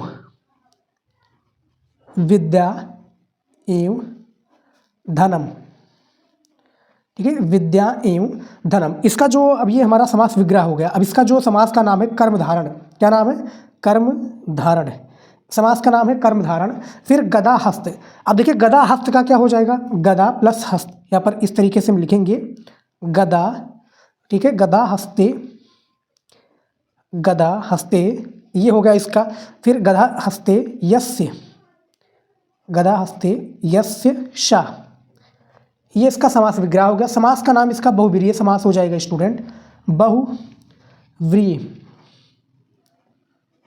ये इसका बहुव्रीहि समास हो जाएगा, याद रखिएगा। गदा हस्ते यस्य सा, अब प्रत्येकम का भी कर देते हैं। देखिए 3 नहीं करना होता, 1 करना होता है, लेकिन मैं इंपॉर्टेंट आपको समास विग्रह करना सिखा देता हूँ। प्रत्येकम का एकम, याद रखिए, एकम एक प्रति, एकम एक प्रति, यहाँ पर देखिए फिर से देख लीजिए स्टूडेंट, गलत हो जाता है, एकम एक प्रति। समास का क्या नाम होगा इसके समास का नाम होगा अव्यय भाव, क्या नाम होगा, अव्यय भाव समास। तो विद्याधनम का विद्या एवं धनम कर्मधारण समास है, समास का नाम। गदाहस्त का गदा हस्ते यस्य सा बहुव्रीहि समास। प्रत्येकम का एकम एक प्रति, ये अव्यय भाव का है, ठीक है। तो 3 मैंने आपको समास करके दिखा दिया है, समास विग्रह का। समास का नाम भी मैंने आप लोगों को दिखा दिया है कि कैसे समास का नाम लिखना है, ठीक है। बहुविकल्पीय में भी पूछा जाता है तो आप बहुविकल्पीय भी कर पाओगे, और समास विग्रह भी इस तरीके से करना है आप लोगों को। विद्या क्वेश्चन बैंक में या कोई भी क्वेश्चन बैंक हो उसमें दिया होता है समास विग्रह के बारे में, 2 नंबर तो बिल्कुल पक्का हो जाएगा। और इंपॉर्टेंट मैंने आप लोगों को समास विग्रह करना सिखाया है, बताया भी है, तो ऐसे ही करना है आप लोगों को। अब चलिए देख लेते हैं अगले टॉपिक के बारे में। अगला जो टॉपिक है वो आपका है पत्र, क्या है, प्रत्यय, सॉरी प्रत्यय, पत्र लेखन तो बाद में आएगा लास्ट में। प्रत्यय, देखिए प्रत्यय भी आपका पेपर में 2 नंबर का होता है, ठीक है, या होता नहीं, पूछा जाता है पेपर में। आप हमारी मॉडल पेपर का वीडियो तो देखते ही होंगे। तो प्रत्यय की मैं बात करूं तो इंपॉर्टेंट ये बहुविकल्पीय के रूप में पूछा जाता है। जैसे सबसे पहला आपका इसमें दिया हुआ है प्रत्यय कि लघुत्वम में प्रत्यय है। अब ये 4 विकल्प आपको स्क्रीन पर देखने को मिल रहा होगा, इनमें से केवल एक ही सही विकल्प है जो आप लोगों को लघुत्तम में प्रत्यय को बता सकता है। तो इनमें क्या, कौन सा सही विकल्प हो जाएगा, इनमें त्वा हो जाएगा, यानी पहले का वाला हो जाएगा आपका, जो कि त्वा हो जाएगा लघुत्तम में। यहाँ पर आप देख सकते हैं ये निकल रहा है ना, इसी को कहते हैं लघुत्तम। तो पहले नंबर का ऑप्शन सही हो जाएगा। दूसरा देखिए, भूत शब्द में प्रत्यय है, तो भूत शब्द में प्रत्यय जो हो जाएगा आपका, जो मैं डायरेक्ट आंसर आपको बता देता हूँ, मतुप हो जाएगा भूत शब्द में सही प्रत्यय। प्रत्यय वाला प्रत्यय को मैंने डिटेल वीडियो में एक बताया हुआ है, नहीं देखा है तो देख लीजिएगा। तीसरा है दर्शनीय में प्रत्यय है, कत्ते, कत्वा, अनियर, इनमें से कोई नहीं। तो जो दर्शनीय में प्रत्यय है वो कौन हो जाएगा, तीसरे का आपका गा हो जाएगा, अनियर हो जाएगा प्रत्यय सही, यानी तीसरे का गा वाला विकल्प ऑप्शन सही हो जाएगा। तो ये आप लोगों का जो प्रत्यय है स्टूडेंट में बताऊँ तो 2 नंबर का हर साल पेपर में आता है, और आप लोगों को जो है 3, यानी मैंने 3 इंपॉर्टेंट प्रत्यय बताया, 2 नंबर का पूछा जाता है, 2 बहुविकल्पीय के रूप में पूछा जाएगा। तो ज़्यादा से ज़्यादा आप लोग जो है बहुविकल्पीय को, यानी प्रत्यय को बहुविकल्पीय के रूप में क्वेश्चन बैंक से पढ़िएगा, क्योंकि क्वेश्चन बैंक से क्या है, उसी से पूछा जाता है ऑलमोस्ट। और जब आप पढ़े रहोगे तो उससे जब पूछा जाएगा तब आप सारे प्रश्न का उत्तर लिख दोगे कॉपी में, ठीक है। तो ये प्रत्यय भी मैंने आप लोगों को बता दिया है, प्रत्यय भी कैसे पूछा जाता है, ठीक है, किस तरीके से आता है, ये आप लोगों को मैंने ऑप्शंस के थ्रू समझा दिया है। अब आ जाता है अगला जो हमारा टॉपिक, वो है विभक्ति। विभक्ति परिचय इसको कहते हैं, 2 नंबर का ये भी पूछा जाता है पेपर में, ठीक है। विभक्ति परिचय को कैसे लिखना होता है ये तरीका आप पहले जानो। देखिए विभक्ति परिचय में होता क्या है कि विभक्ति परिचय में विभक्ति का एक वो दिया होता है, पद, ठीक है। पद में हमें विभक्ति बताना होता है कि कौन सा विभक्ति है, ठीक है। इसमें नियम क्या है, यानी सूत्र क्या है इसका, वो बताना होता है। सबसे पहले इसका हिंदी मीनिंग जान लेते हैं। 3 में मैंने 3 आपके लिए विभक्ति लेकर आया हूँ, ठीक है। प्रत्यय अलग हो जाता है स्टूडेंट, उसके बाद में आपका संधि अलग हो जाता है, समास अलग हो जाता है, और उसी तरीके से विभक्ति भी होता है। इसमें सबसे पहला विभक्ति है कि बिच्छुक नेत्रेण काण अस्ति, यानी जो क्या है कि भिखारी आंख से काना है। तो इस तरीके से हम लिखेंगे भिखारी, क्या लिखेंगे, भिखारी आंख, आंख से, भिखारी आंख से काना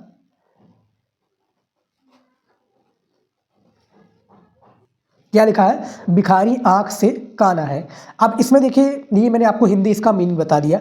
इसका जो सूत्र होगा यानी क्या होगा, मैं आपको दिखा देता हूँ, लिख कर दिखा दूंगा ताकि सारी चीज़ें आपको डिटेल में समझ में आए।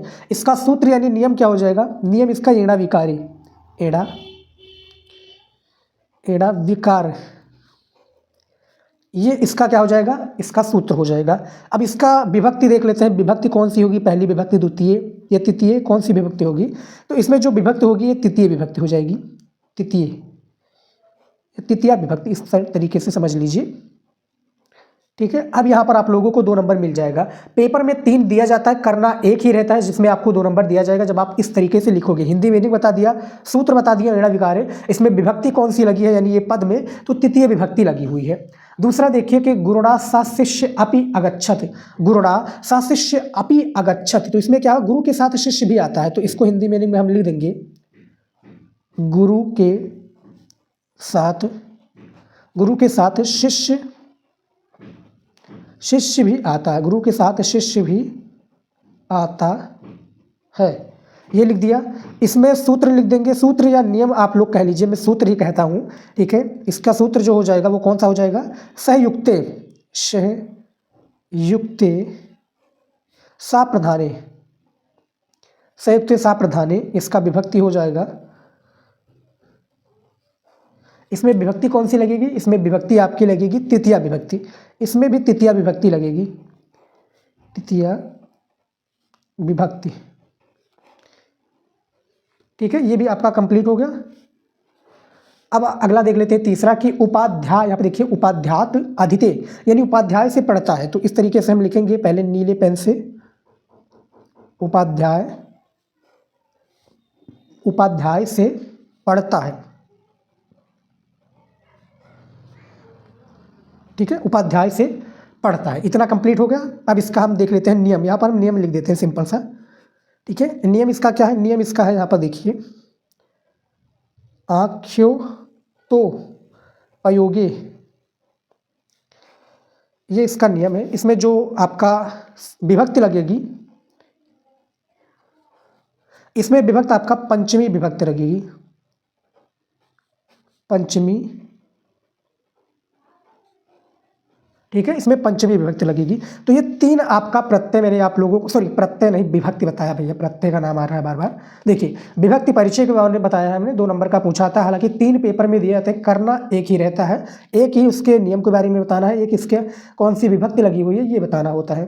तो 3 मैंने करके दिखा रहा, हालांकि क्वेश्चन बैंक में बहुत सारे दिए हुए हैं आपको। जो भी एक होता है एक जो है समयानिक्षा प्रतियोगी, हाँ प्रतियोगी से रिलेटेड है, ठीक है, तो एक वो भी दिया हुआ है, और एक है संयुक्ते सा प्रधाने, एड़ा विकारे, फिर आखे तो प्रयोगे, यानी कई सारे जो है नियम है जो है आपके पेपर में आते हैं, ठीक है। इस तरीके से केवल आपको एक पद देखने को मिलेगा, जो कि विभक्ति होती है बेसिकली। तो ये आपको मैंने विभक्ति बता दिया है, 2 नंबर का आता है पेपर में। अब चलिए देख लेते हैं अगले टॉपिक के बारे में।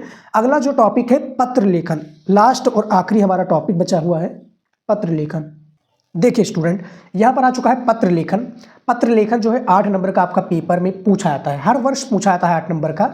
इसमें देखिए कैसे लिखना है, सेवा में मुख्य चिकित्सा अधिकारी मेरठ, बोर्ड एग्जाम में आएगा ना लिखने को, तो सेवा में मुख्य चिकित्सा अधिकारी मेरठ। विषय क्या है, यानी किस टॉपिक पर आप ये पत्र लिख रहे हैं। विषय है प्राथमिक स्वास्थ्य केंद्र पर संक्रामक बीमारियों की दवाइयों का अभाव, यानी संक्रामक बीमारी भैया दवाइयों की कमी के लिए एक पत्र लिख रहे हैं। देखिए महोदय, एक ये होता है पत्र लिखने का तरीका, सीरियल से लिखना। महोदय में आपका ध्यान जो है, मैं आपका ध्यान क्षेत्र के प्राथमिक स्वास्थ्य केंद्र पर संक्रामक बीमारियों से बचाव के लिए इस्तेमाल की जाने वाली जरूरी दवाइयों की कमी की ओर आकर्षित कराना चाहता हूँ। पूरे क्षेत्र में हैजा, डेंगू, ज्वर, मलेरिया, टीबी, क्षय रोग तथा पीत ज्वर जैसे संक्रामक रोग अपने चरम बिंदु पर हैं। अतः क्या है, आपसे अनुरोध है कि इस मामले को संज्ञान में लेते हुए यथाशीघ्र समुचित उपलब्ध कराने का कष्ट करें।